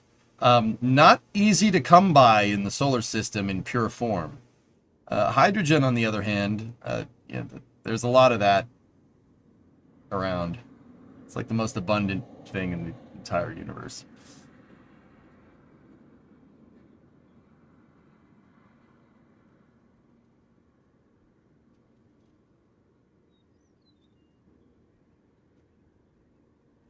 And that's what I mean. The radioactive hydrogen isotope that comes out of the back of the nerve engine decays before it causes any problems, dudes.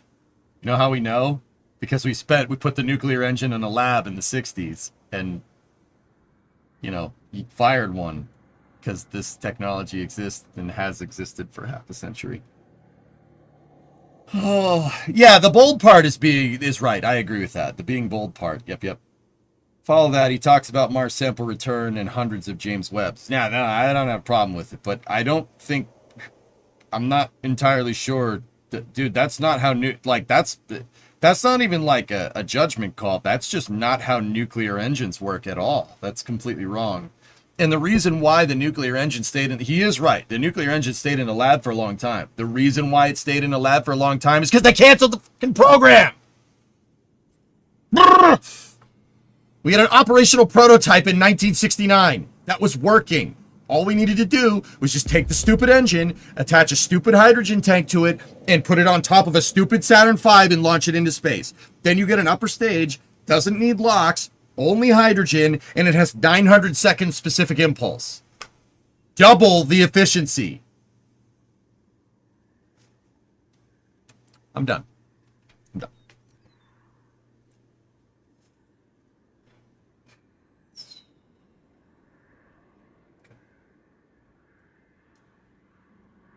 I am also passionate about this. Captain, remember your pressure points. Woosa! Woosa! Woos!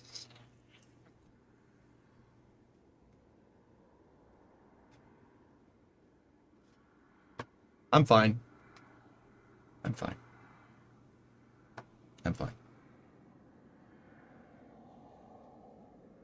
Calm down, EJ-san. Arigato.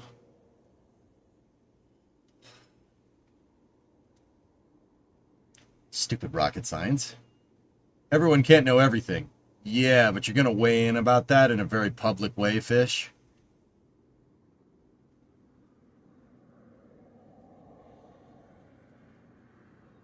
Actually, you know what's not good with nuclear thermal is the mass of the nuclear reactor and the massive tanks that you need for hydrogen. Yeah, but Yuri, with a nuclear thermal upper stage, you don't need a LOX tank. You can make hydrogen tanks real thin. Heck, you could use balloon tanks. Point is that the wet mass induced from carrying LOX around, and then the tank wall thickness needed for storing LOX is a lot bigger. You could have a nuclear powered third stage that's Centaur derived if you really wanted to, utilizing balloon tanks. Because you don't have the LOX in there, the added dry mass of the nuclear engine basically pushes. And you can afford to make your tank wall thickness even thinner with the balloon tank stainless. So, yeah, no. Negative. Yes, but you need installation for no boil off. You'd need that anyway. With nuclear electric, if that's what you're trying to say, yeah, sure, of course. But nuclear electric, it's a trade-off. Yeah, you don't have to worry about your propellants boiling off, but your propellants are extremely hard to come by.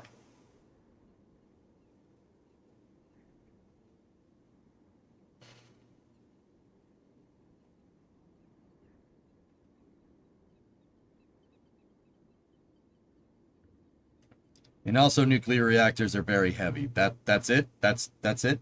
That's it. Oh, nuclear reactors are heavy. That's all.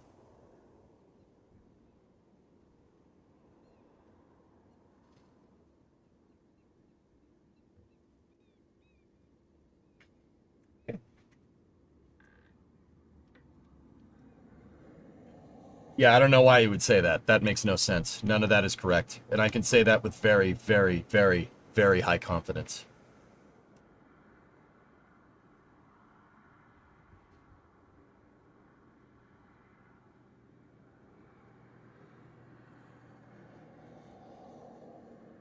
I can't believe he said that, dude.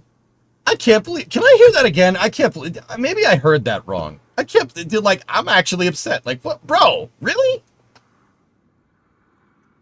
SLS hardware that if you were to terminate for convenience now, you got enough to launch like 2 or 3 of them. It's enough to get you back to the moon, check that box, to make sure that you don't have any economic or scientific or national security reasons to stay on the moon, and put your energy much more towards commercial industry. Look, nuclear thermal propulsion, I'm not a fan of. I like nuclear electric. Nuclear thermal, to test it, you're spewing radioactive debris here on Earth. It's not going to go over well to anyone. And it doesn't really solve your refueling problem. You still need to top it off with hydrogen in space if you want a reusable space plug. So I don't like that either. And it's subscale. It's a program that sits in a lab forever.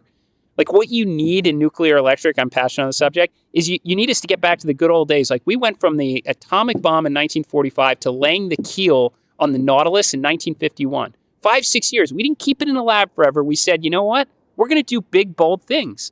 And that's what we need to be doing with in space when it comes to nuclear.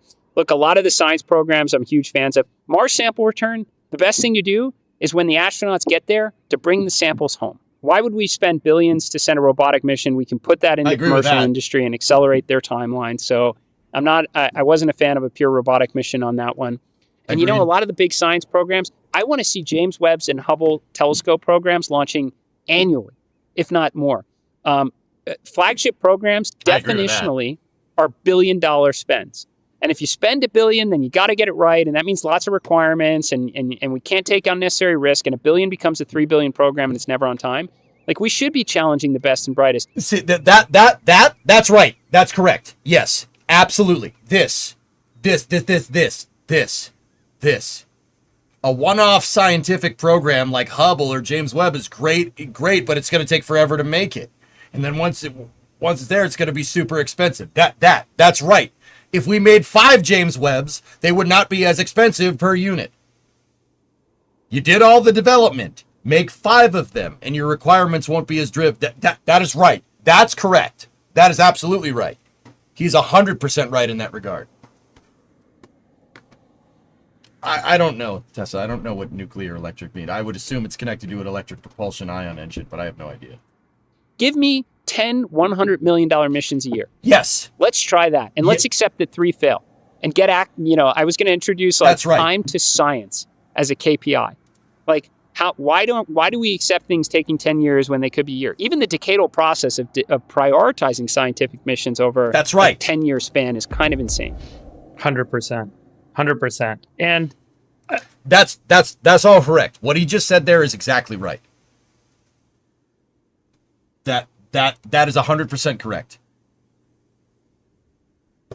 That sucks. That's absolutely right. Do I think the D-77 TC Pelican is using the same nuclear engine technology? The Pelican would be using micro-fusion plasma drives.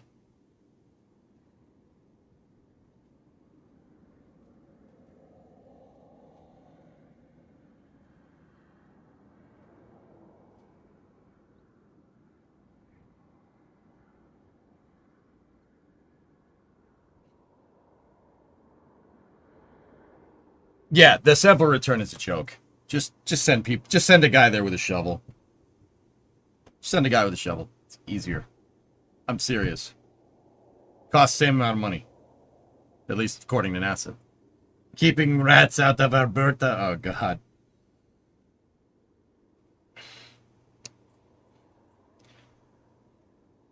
Yeah, I don't want to listen to that because what he was saying. I don't want to listen to the end of it because what he was saying is actually making a lot of sense. That the part about nuclear was blatantly wrong. But that he's right. That's how the Science Mission Directorate needs to be run. And if it's not run that way,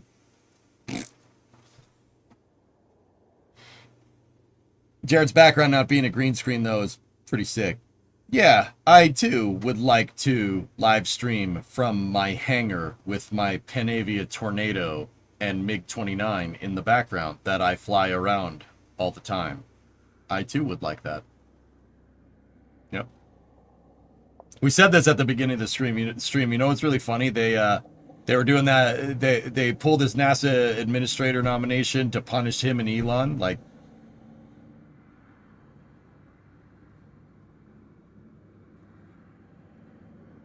So what? The guy just gets to go back to his own private Air Force, fly that around for fun. Okay, sure. Oh yeah, you really stuck it to him, pal. Good for you. Good for you. Yeah, yeah. And Elon, oh yeah, you can't do Doge anymore, sucker.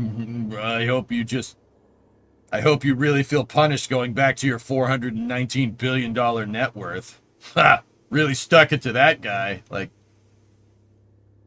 I'm sure you did. I'm sure he's really unhappy.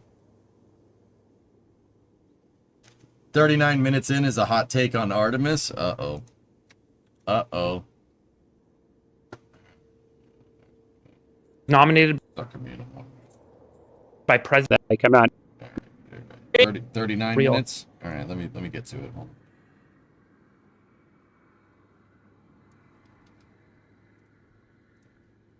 Lay out for us the case for Artemis. Lay out for us the case for Mars. Tell us about the relationship between the two and the timelines. Sure. And why are we doing them? Let's just say I am in the return to the moon camp. That doesn't mean like, I know that, Elon is very focused on Mars, and he has a lot of great reasons why, including just the survival of our species. I mean, long term, it is the right move.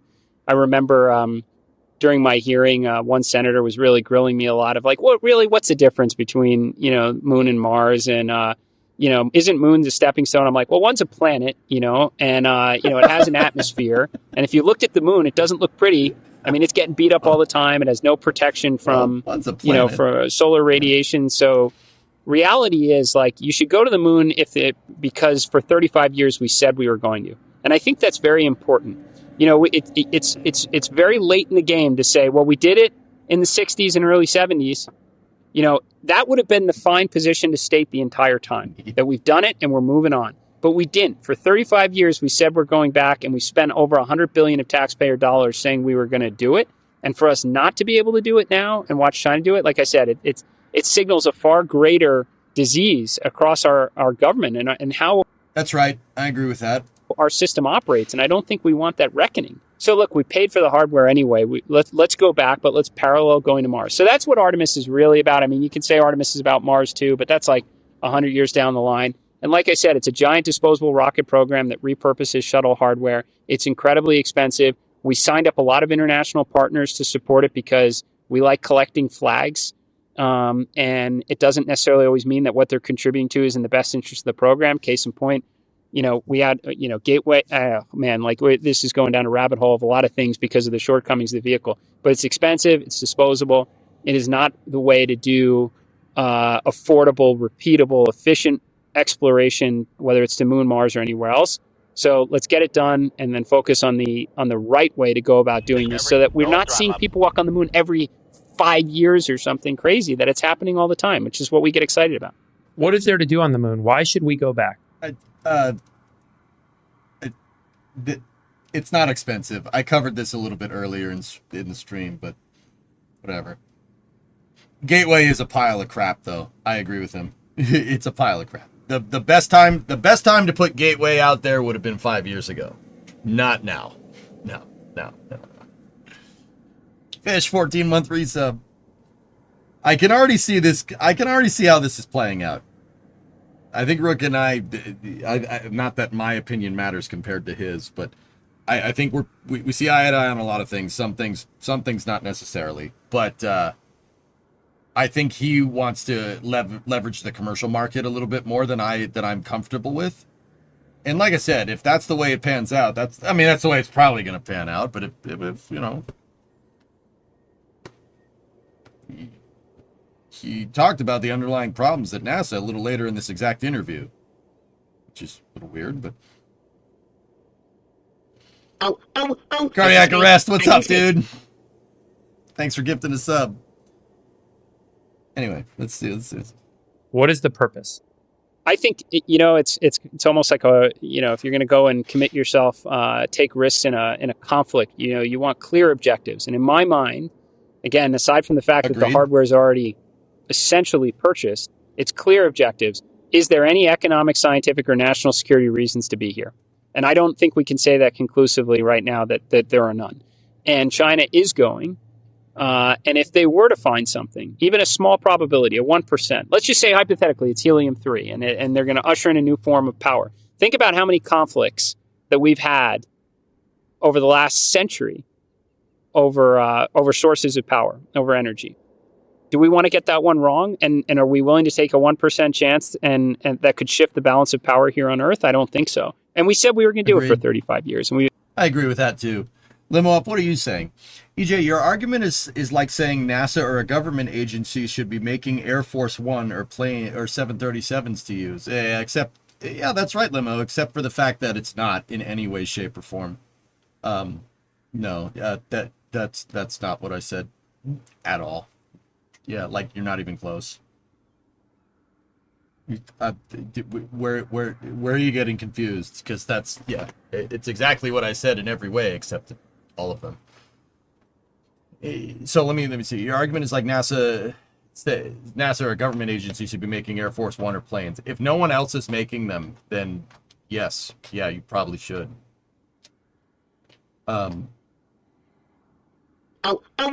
This is Cardiac gives this I'm in up space. Limo. So Limo, my entire thing is that, everyone says SLS is so expensive. Compared to what? Starship? Which doesn't get you anywhere near the moon at this point in time. Don't get me wrong, it will in the future. And I'll be honest with you, that's most likely what's going to happen. Starship is just too good. If SpaceX makes half of the things that they say that thing is going to do actually happen, well, it'll get harder and harder to justify SLS existing. But until that point, why would you surrender potentially getting to the moon before anybody else, just in case, compared to that 1% probability? Now, personally, I think that NASA needs to exist. NASA needs their own way. But, Limo Up, I maybe should have clarified this. I would also think that what you're saying is like, oh, NASA trying to build a 737 in the 60s when Boeing existed, they could have just bought one. If Starship gets plentiful enough that NASA could procure their own launch tower and their own Starship for their own internal missions, I wouldn't have a problem with that. It would just be like how the government buys F-150s or mail vans or something. I don't have a problem with that. Do you see that happening in the next 10 years? Honestly answer that question. Do you see NASA procuring a launch tower and an entire Starship stack, couple of Super Heavies, couple of Starships in the future for their own mission architecture? Do you see that happening in the next 10 years? Answer honestly.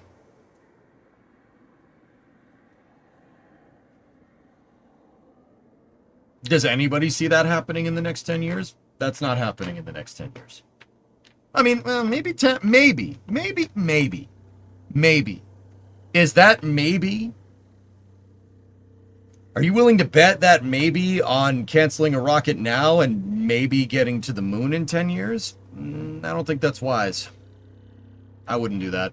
No. In fact, it would be really nice if NASA used SLS, like, I don't know, a couple more SLS launches, maybe 10 of them, to build a moon base, and then just have Starship go to it, make routine flights.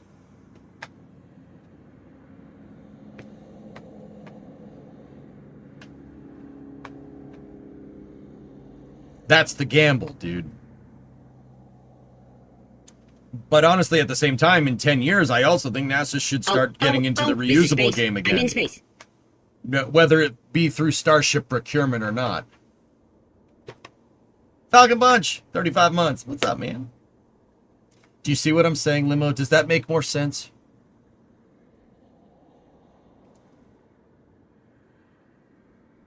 If it gets as reliable as the Falcon rocket, which it definitely would be in 10 years, I could see it 100%. But you have technology that can get you to the moon that works, that's operational right now, Bad Sloth. Why would you surrender it on a gamble? This is the thing about spaceflight, dude. And it shows who is a new spaceflight fan, who's newer, and who is older. You never, ever, ever,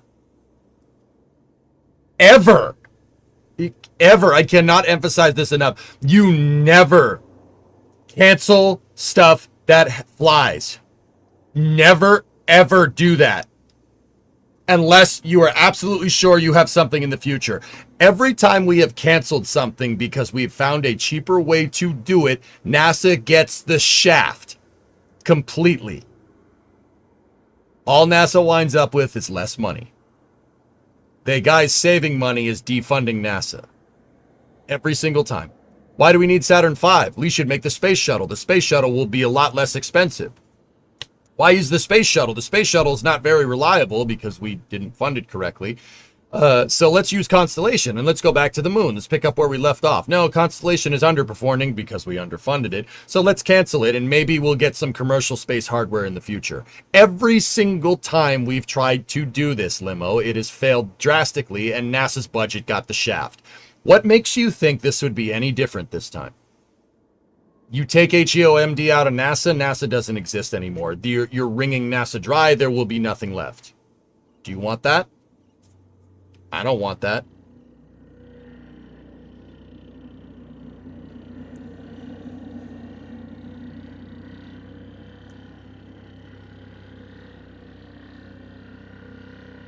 There's a reason why practically all successful 21st century commercial launch companies are vertically integrated in doing everything themselves, relying on commercial changes so much with respect to being able to solidify a large complex architecture. Yeah, just see Gateway or HLS. Sure. EJ fighting OG cancel culture here. What is that noise? Somebody got a dirt bike going?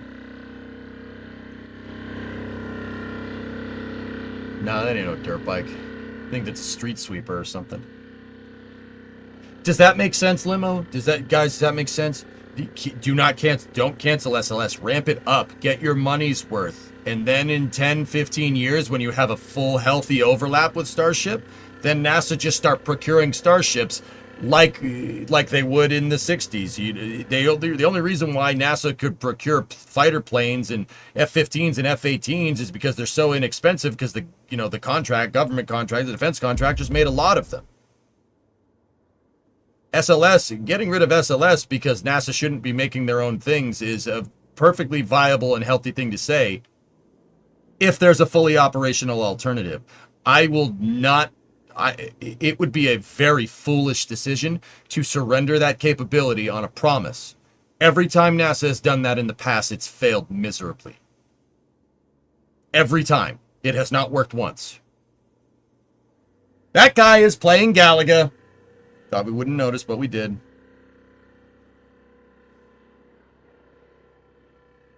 Interesting, Rarest. You know what he meant about pollution? People said to me in Discord, it's polluting if you test fire the NTR on Earth. It's not, Yuri. The radioactive isotope decays before it becomes a problem. It decays before it hits the ground.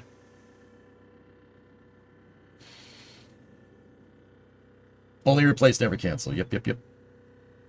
Is SLS that capable, though? Honest question. Well, Bad Sloth, that's why what SLS needs is its own capability. It needs a better upper stage. It needs its own lander. It needs a service module on Orion that can get to low lunar. It needs to be able to replicate getting somebody to the moon without any commercial contractors' operations. And we already have the Super Heavy launch vehicle. Now it's just making payloads.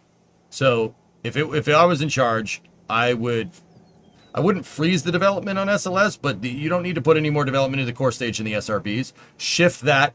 Orion needs an uprated service module. You need a lander, and you need a upper stage that doesn't suck ass. To put it very candidly. Those three things are what's needed. Fund those three things.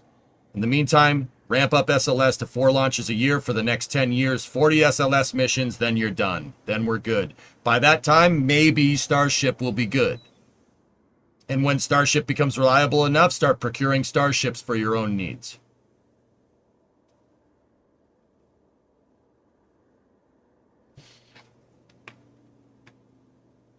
I can see NASA procuring at least 2 disassociated rockets by 2035, being Blue and SpaceX's, and maybe a third coming from either Stoke or Rocket Lab. I don't know why you still work with past timelines to this day. 2011 is over, and we're never going back to that again. The space industry of this decade and the next will be the orders of magnitude better than what it was said when the shuttle started. I think you're being too cynical based on past trauma. And we spent 100. You think so? Limo, the argument that you just made is the exact argument that everyone made for commercial space in the 90s. And then the dot-com bubble burst, and then the launch industry collapsed, and we wound up with nothing. That is the exact argument that everyone was making in 1995. And by 1998, the demand for launching went to zero. I don't give a frick how robust the commercial market is. I don't care. It's never going to be enough. I've heard this story before. And once again, you could say, oh, it's going to be different this time. Oh, it's going to be different this time. That's what everybody says. I want to wait until I see that it's different. Does that make sense? Everybody says that. Everybody says, we're going to see Delta 4 launching 12, 15, 16 times a year. Atlas 5. They ramped up Atlas 5 and Delta 4 to be able to be launched pretty much every week. And then the dot-com bubble burst. All the companies that needed to launch things into space also burst because most of them were dot-com companies. And the satellite market dried up in less than a week. We went from launches booked out for the next 5 years to nothing in a day. Now, would that happen with SpaceX and Starlink? Unlikely. Unlikely. No, probably not. Would that happen with Blue? It's unlikely. But I'm not getting, unlikely will not suffice. No, that's not good enough. No.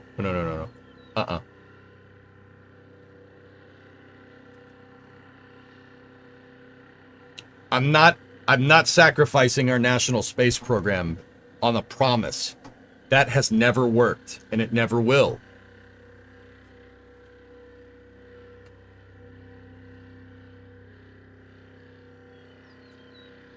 Could you put a Saturn upper stage on top of the booster? I don't care what NASA does. You need a high energy upper stage on top of SLS. It could be whatever they want.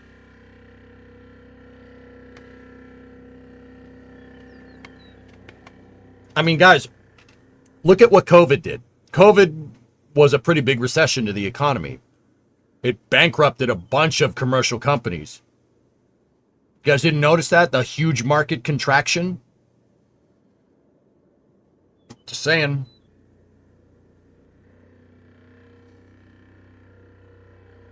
In the short term, for launches, you're willing to justify the cost? When something's up and coming, it's going to be much more cost effective, maybe less capable. I don't understand throwing it out and if it works. Damn, son, I don't see the development costs worth it.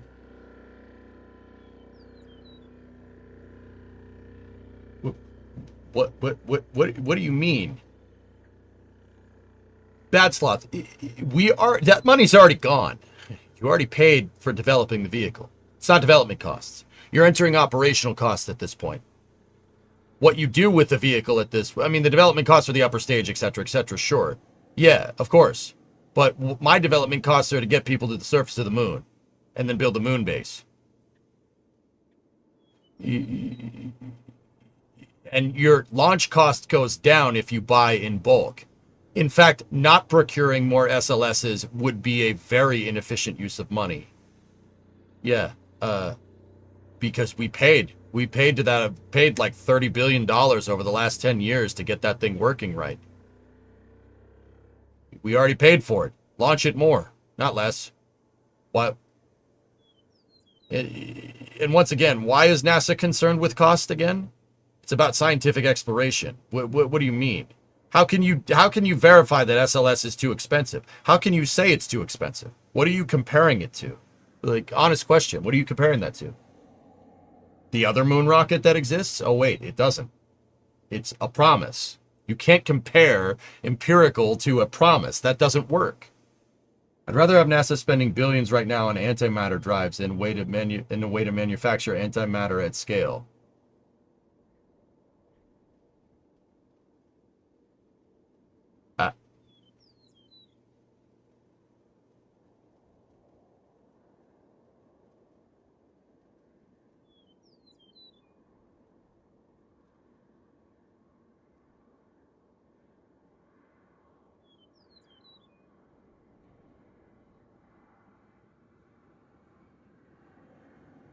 Sunk cost fallacy going on here? Philip, you think so? What are we sinking cost compared to? Does anybody here not know how you guys not know how economics work? I'm confused. What are you comparing it to? NASA's job is to not be profitable. Their job is to pioneer technologies that don't exist. I'm pretty sure there's no commercial thing that can get you to the moon anytime soon. Pretty sure. Just saying. Nice, Bill.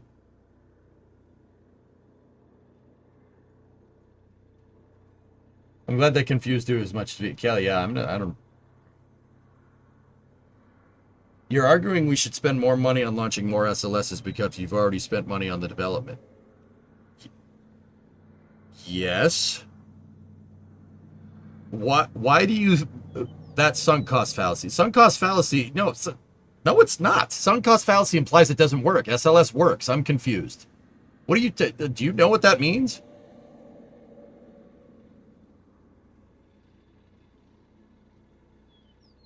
Why are you guys... That's so... I can't believe this, dude. Why does everybody here think SLS is expensive? Because it carries a high price tag? What's your reference point? You have none. You have no reference point. Calling it a sunk cost fallacy is ridiculous to me. How can you even think that? Because it hasn't done anything in the last couple of years? Well, yeah, if we... it's funny because I'm trying to fix that problem and you call that a sunk cost fallacy. That's very strange. I don't get it. Why is everybody here so adamant about gutting NASA? That's so strange to me.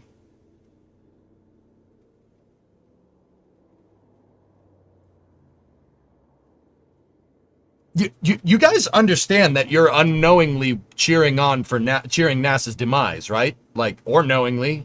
You understand this, right? Like, that's what you're doing. I don't want to gut NASA. I want them to keep space science missions.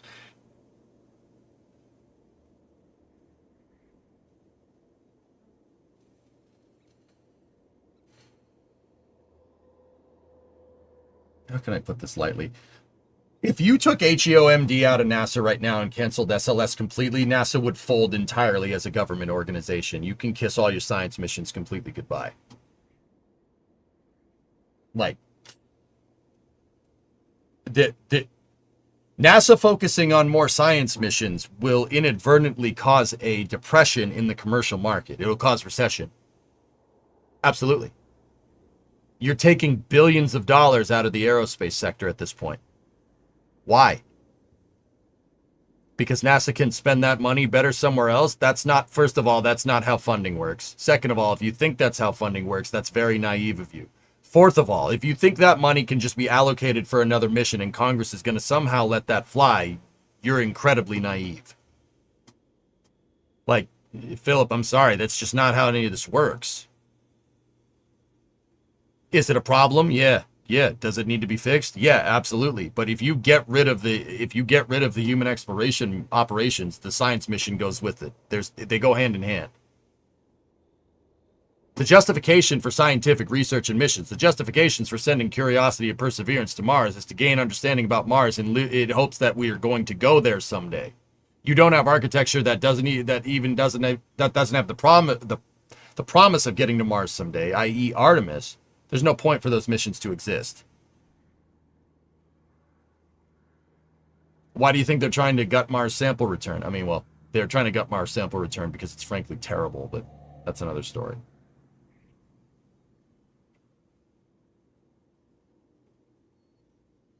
Yeah, the funding sucks, but you don't get more science by funding a rocket. You just get the rocket.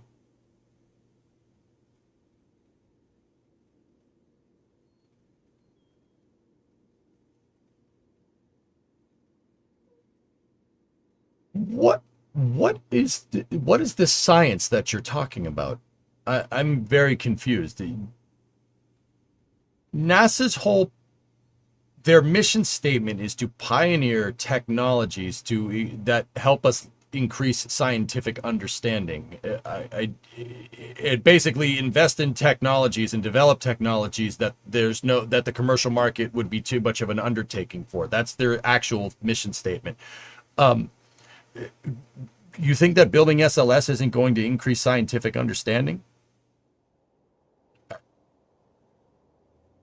building a super heavy launch vehicle that can launch space stations or anything into space that can actually get something out near the moon is not going to give us a scientific return on investment?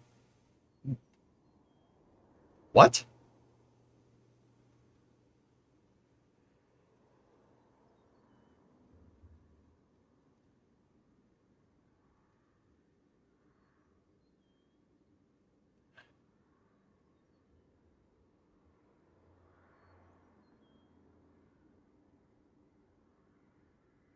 I've already said that, Trey. It didn't fell on deaf ears. I don't know what to tell you.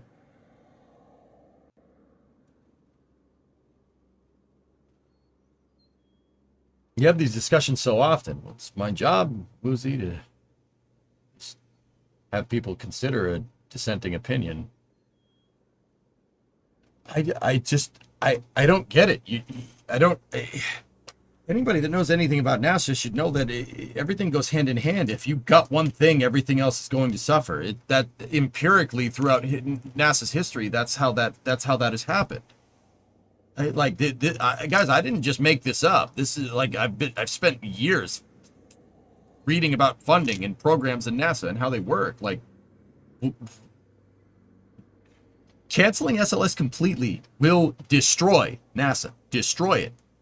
And without any alternative that NASA could quickly procure, like a Starship for their own operations or something, you're looking at the demise of NASA. And if you think I'm just, like I said, if you think I'm just pulling this out of the out of the aether, right? Like, there was a National Science Foundation paper that was chaired that came out last year that was authored by a guy named Norman Augustine.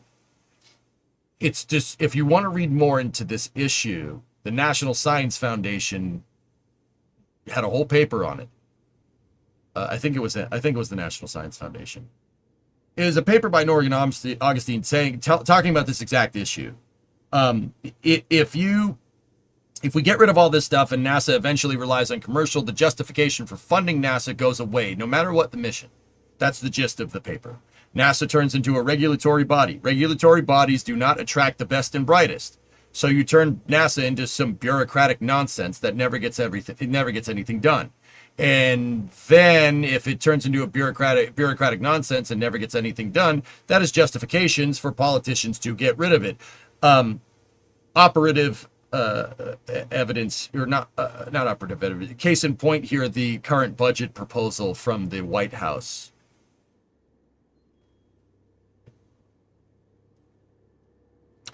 And then once you get rid of it, you get rid of it. You're not getting that technical or institutional knowledge back.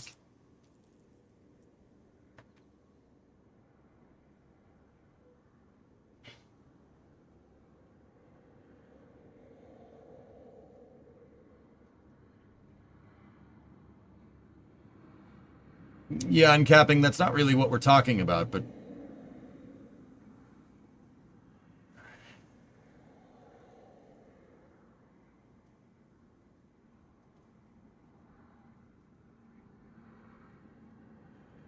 Cheeseburger, if you don't have your science mission directorate commingling with your human exploration operations, one cannot exist without the other. And you guys can sit here and pretend like that's the case, but guys, I have history on my side. Like, I'm not trying to be like on the right side of history. Maybe it could be different with the commercial market. Maybe. I'm not going to sit here and say that it couldn't. Why would you take the chance? Why would you take the chance? Why? $1 billion launch SLS price tag more than justifies the risk, the risk mitigation of doing that to me. Why would you take the chance? I don't understand.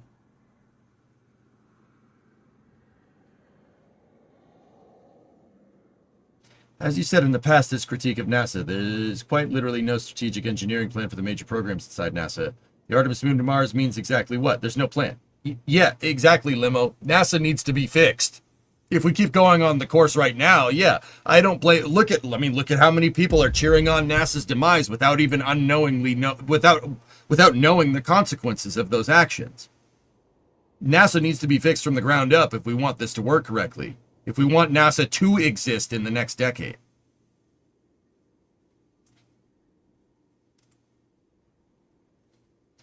It's funny, they want the flights to stop when the asteroid comes. They'll all run to NASA and SpaceX to save them. I don't think that's how that's exactly going to go down, Ace, but maybe. I just drove all day. What's up, Lovey? And Vert de Ferk. Yeah. Take that SLS should just be flat out access absolutely crazy. Yeah.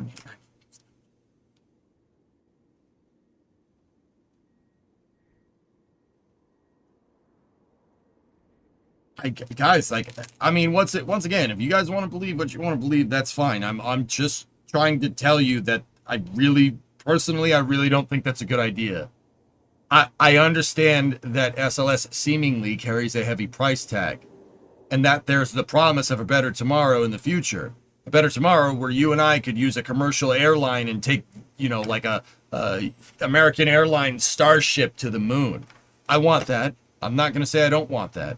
I've never said that commercial should be impeded in any way, shape, or form. What I'm saying is it would be unwise to hedge your bets on something that doesn't work, especially when it comes to spaceflight. And by unwise, I mean every time we've done something like that, we've wound up with something worse. Every single time. I don't trust it. Neither should you. I agree with Jared. Fly SLS until 2030 and move to better stuff. Limo up. Fly to 2030. I think you're drastically underestimating the momentum that is garnered from running a space program. I would want SLS missions heavily overlapping with Starship missions for at least 5 to 10 years. At the very least, to be absolutely 100% sure. Because every time, like, we sit here and think, oh, Starship will be operational. It'll be operational by 2030. How do you know? You don't know that for sure. You don't know that for sure.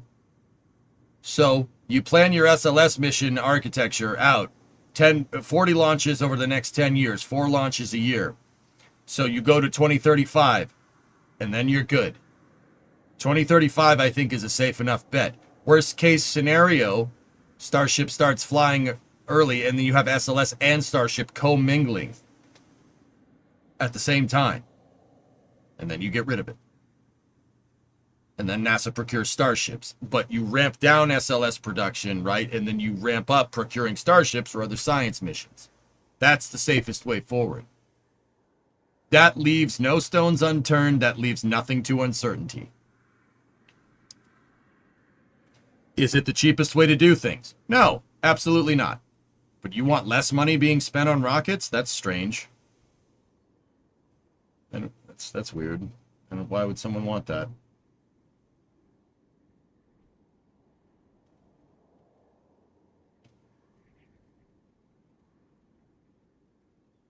Fuera! Yeah, Alex, I see it, man. Yeah, I don't get it, dudes. And once again, I'm not trying to be a condescending prick, dudes. I'm just trying to tell you that I just don't think that's a good idea. If people are going to disagree, and that's cool, I'm not trying to get all fired up.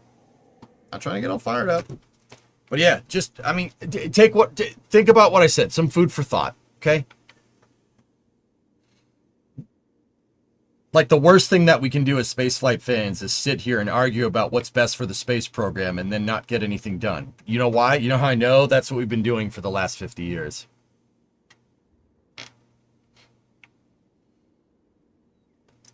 By the way, if we got SLS 4 times a year, I'd completely agree with you on this matter. The problem here is that I literally think it's not possible to have more than one SLS every 2 years. Why not?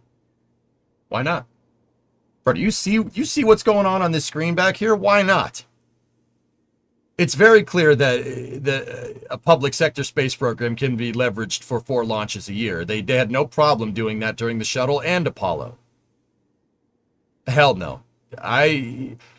Refusing to believe that can't be done is refusing to believe that NASA can be fixed. And if we don't believe that NASA can be fixed, what are we doing here?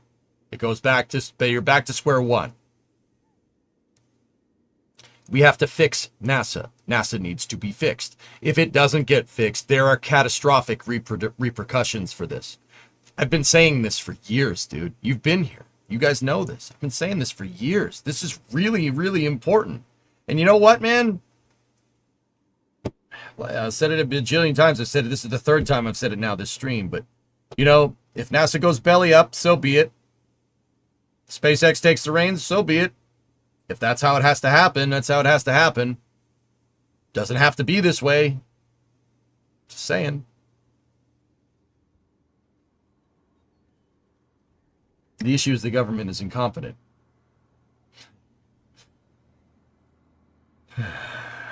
That's not putting a lot of faith in government either. Like,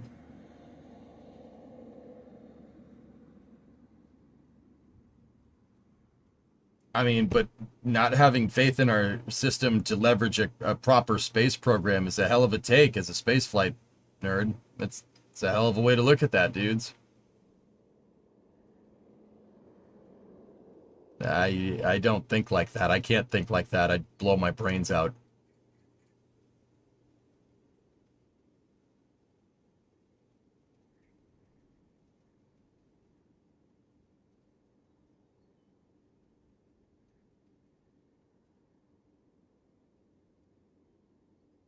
I mean,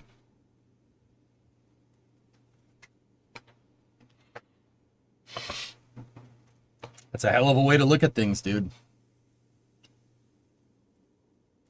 Yeah, Rem, where there's a will, there's a way. I refuse to believe that NASA can't be fixed. I refuse to believe that.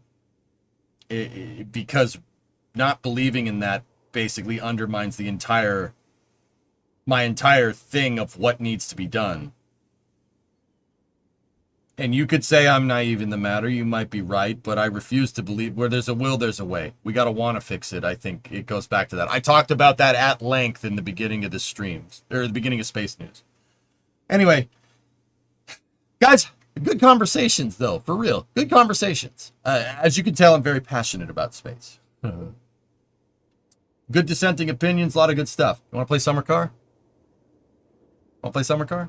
I want to play Summer Car. I could sit here and talk with you guys about this for the rest of the night. I'd love to, but I want to play Summer Car.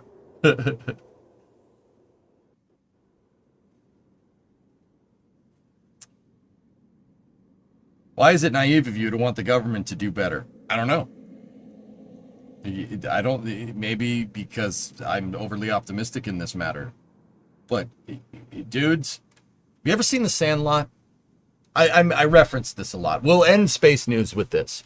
You ever seen The Sandlot? Do you remember? If you haven't, it's a good movie about baseball. If you're from overseas and you don't know what baseball is, then it probably doesn't make a lot of sense. There's this scene where one of the characters in the movie, Benny, has a dream. And he has a dream. He wants to be a baseball player when he grows up. And he has a dream that he meets the greatest baseball player of all time. He meets Babe Ruth in a dream. Right? And he says, you know, we have a ball that's signed by you that we have to get back. We have to get it back or else my friend's going to be toast because he lost his dad's ball that was signed by Babe Ruth, right? And in the dream, Babe Ruth says, all right, just hop over the fence and get it. Right? Just hop over the fence and get it. Just go get it. Just go get it. He goes, I can't do that. The ball that we hit over the fence, there's a gorilla dog thing, this giant mutant gorilla dog thing. It already ate one kid once.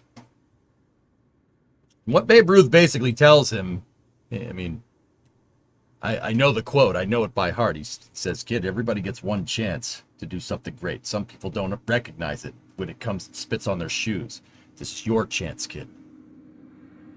Remember the ball you busted the guts out that week? Someone's trying to tell you something. So just hop over and get it. He says, you want me to hop over the fence and try and pickle the dog to get the Babe Ruth ball? And he says, yeah, think about that, kid. Heroes get remembered, but legends never die. Follow your heart. Never go wrong. That's right. That's freaking right. You go and do it. You hop over that fucking fence and you get that fucking ball. Sorry. And on that bombshell, it's time to end. I'll see you guys for Summer Car in a second. Thanks for watching Space News.